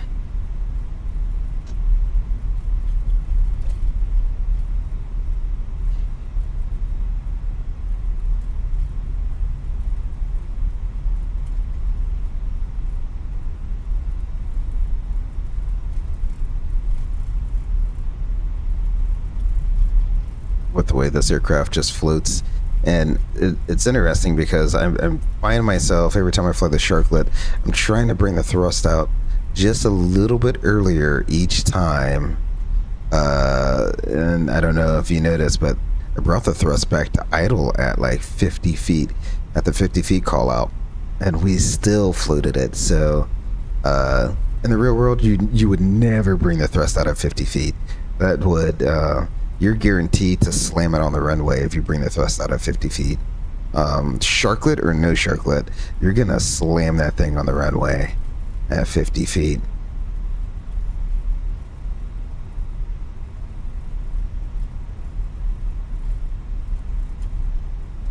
Ask me how I know. Alrighty, 76 is somewhere around here. That's 73. 73 alpha, 74, 75. I see my purple guys, so that looks good. I'm gonna cut this short because it's a weirdly tight turn to get in.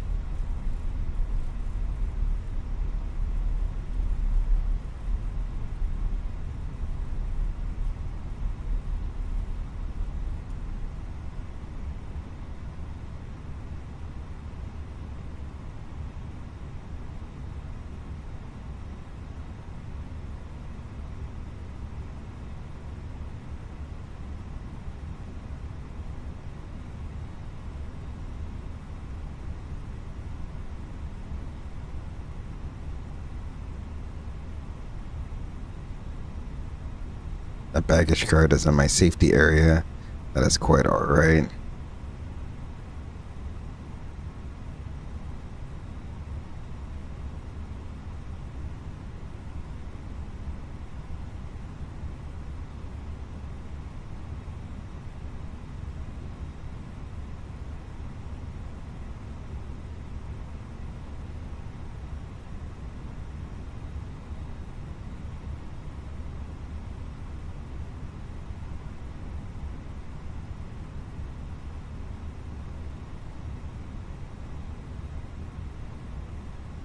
Whoa, okay.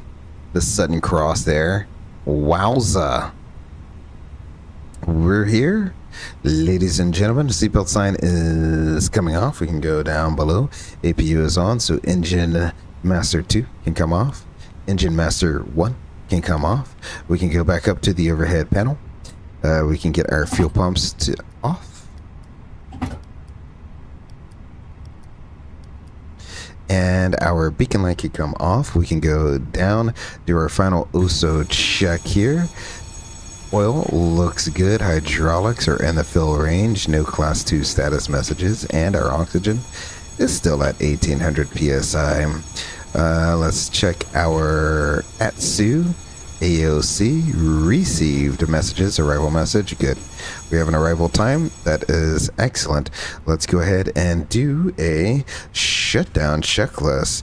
Our parking brake is on and checked. Engine masters are off. Engine mode is norm. Speed brake disarmed. Radar is off. Windshield PWS is off. All of our fuel pumps are off. Slides 8 disarmed, and the APU is on. The shutdown checklist is complete. We'll go ahead and open the door there, gather our things and belongings, and wait for the aircraft to be deplaned so we can head to customs. We will, yeah, I'll just leave that alone. We'll go outside and watch them deplane the aircraft there. Did I leave the lights on? I thought I hit all the lights. Let's go back inside. I see the strobe strobing at us. Oh, the strobe is the one I didn't get. There we go.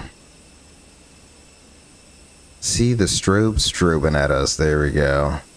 We shall leave it just about right there. That should be good.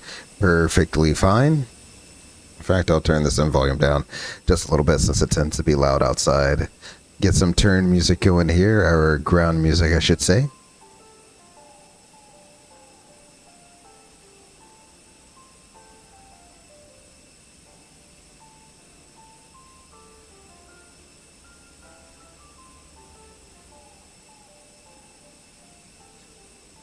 What we'll also do is we will get the recording. We'll stop the recording there. Should be fantastic.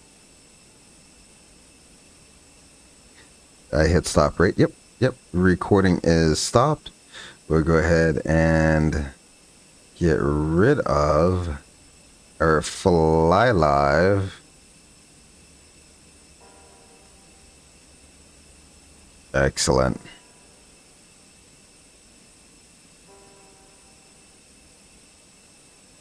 And lastly, we can log off of VATSIM. So that's good. So we're not interrupting someone else's flight.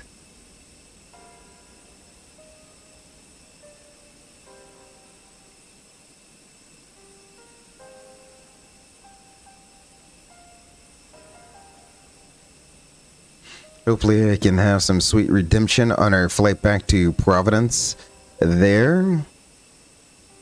What I'll probably do in Providence is get a nice little practice in for DC. That's the other thing is when you can, practice on a long runway before you get to the short runway. But it's a slightly different technique when you're doing a short runway versus when you have a long runway. Again, I didn't really see a Pappy out there, so it was hard to tell how high or low it was. But overall, that was not too bad. Floated a little too long there, and off center line and slightly askew for some reason, but it is what it is. Not mad about that. I'll still take it in a touchdown zone, slightly off center line.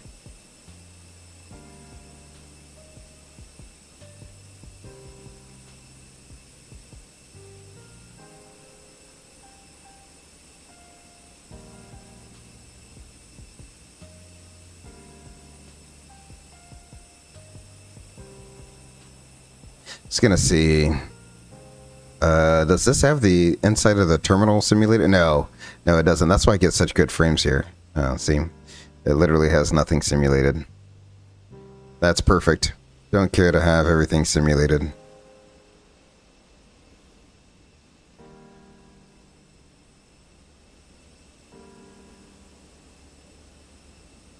Looking through the window. There we go.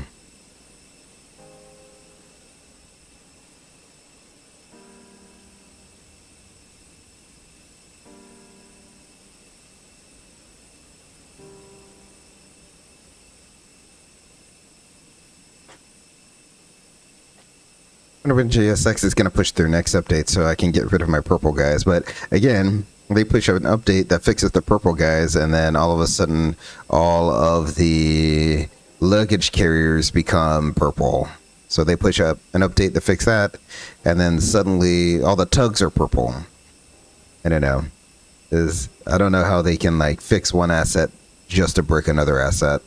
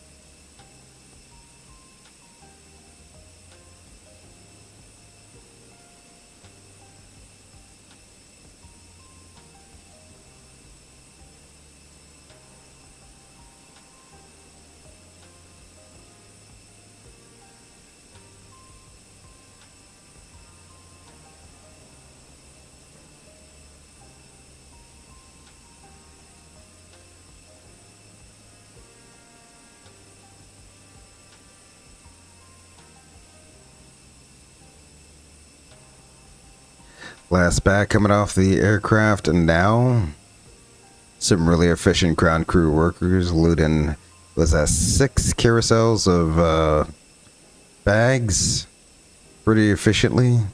To be fair, they're not stacked from like floor to ceiling. In the real world, they'll be stacked from like floor to ceiling. Just a literal ton of baggage there.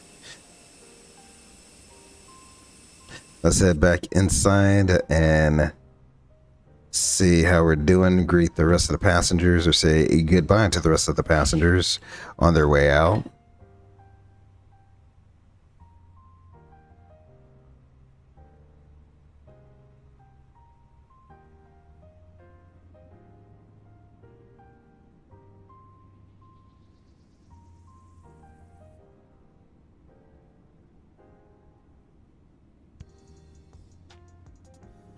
I do like, I did change the density for GSX boarding and deboarding. And I like it a little bit better because before it was like one person at a time was coming down the aisle, and now it's much more realistic where you get groups of people coming down the aisle all at different paces, right? Then you'll get a little gap, then you'll get another group coming down the aisle, then a little gap, then another group. It's much more realistic that way.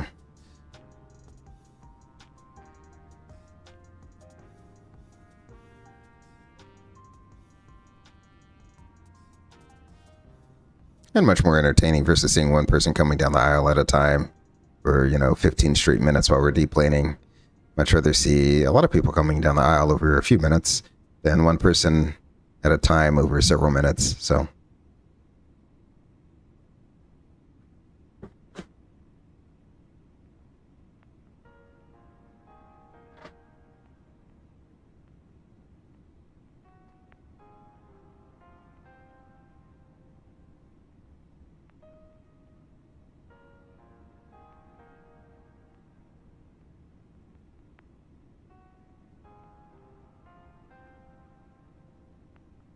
already seems like the guy in the tie-dye shirt may have been our very last passenger here.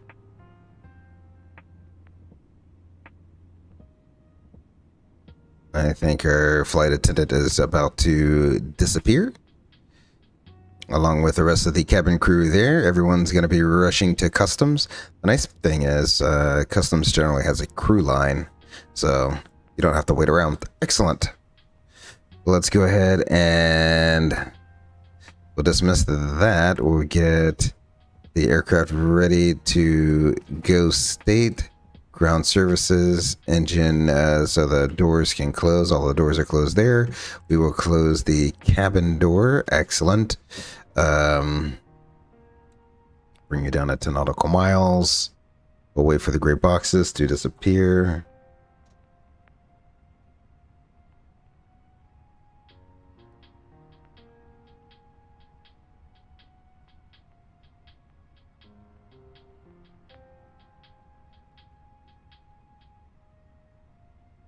Gray boxes are gone, so let's go ahead and load this replay, shall we?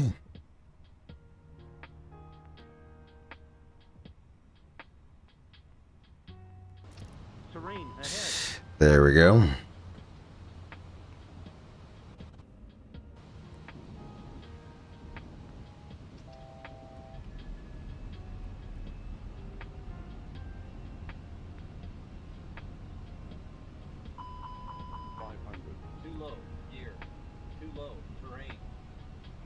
Alrighty, we'll let everything finish loading in there, and let's head on over to our first wing view, shall we?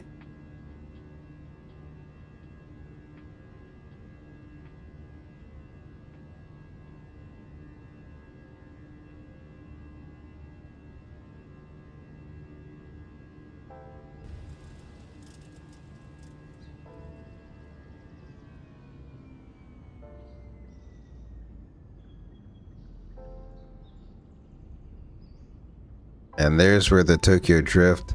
You can't really see the Tokyo Drift from the back, but we were Tokyo drifting there. I have no clue what that was.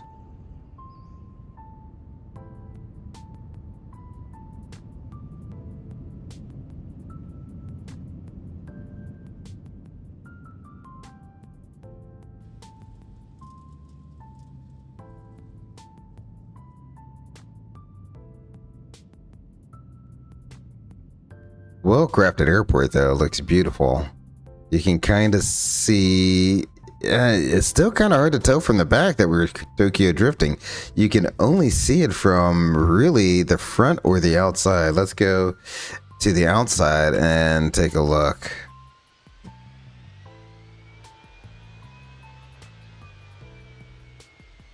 So there's my flare and there's the Tokyo drift. And then we just start drifting off. So I think what's happening is I'm flaring too high. I need to hold off that flare until we get like the 5 call out. When you get that 5 call out, that's probably when we should start flaring. In real life, I kind of wait until about the 20-foot call out to begin that flare. But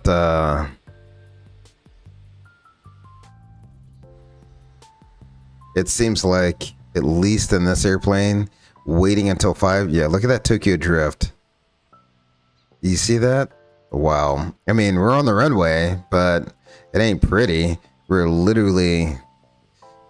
We landed on the center line of this stripe right here.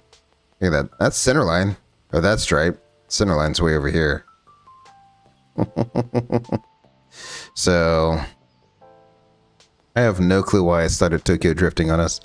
Let's see. If I can lock this in here. There we go. Go backwards a little bit. There we go.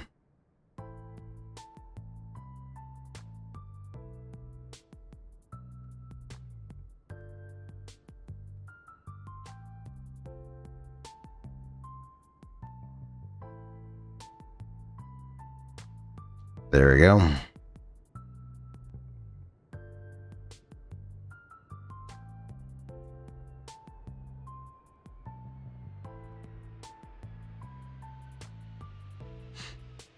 A little balloon there too before we came down.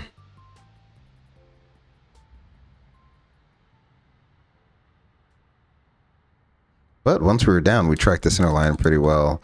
Not mad about that. One thing I do like about the runways up here, both Montreal and Toronto, at the very least, they have nice wide runways. You don't get that all the time. Oop, nope, that's not what I wanted. I wanted to bring it back so we could do the over the numbers shot. They both have very, very, or I could do this. And then, there we go. Excellent. And then what I'll do is, now that we're up in the air,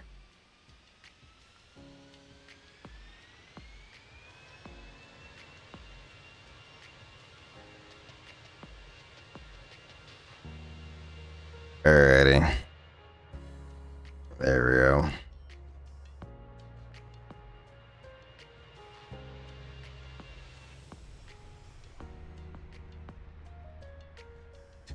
Watch the Tokyo drift. Tokyo drift right there, just above the runway. Like, what's going on? You can even see I had, it looks like I had left rudder in there. And I was still, the nose, I have no clue. I have no clue. Play physics are weird. Physics are weird, but it is what it is. Because you can see,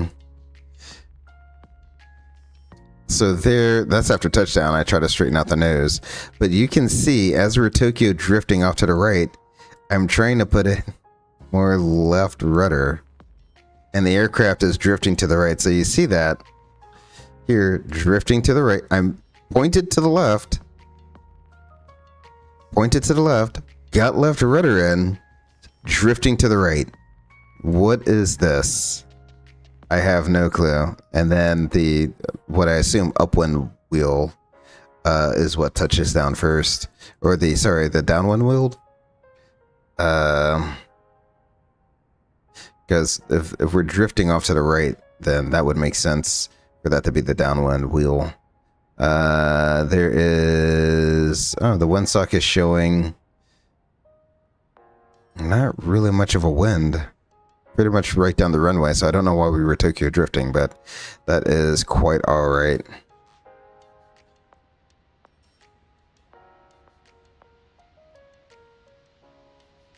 There we go.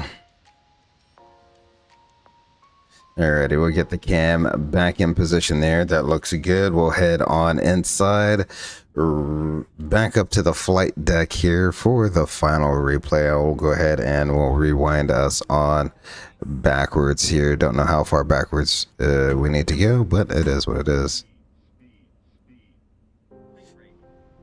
Alrighty. Oh, second time it doesn't want to give me... Second time today it doesn't, or second time in last few days it hasn't wanted to give me the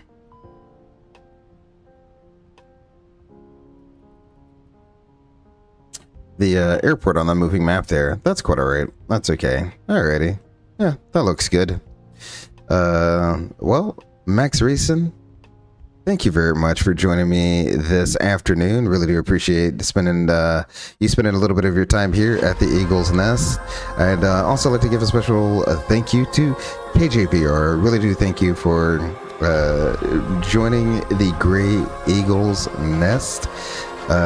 Join us again this evening as we return from Montreal down to Providence. Hopefully a little bit of redemption in the A321 Sharklet as we prepare for our short runway ops into DC for tomorrow. So until I see you at the next stream, please remember to take care of yourselves and each other. Until then, my name is Gray Eagle. Peace.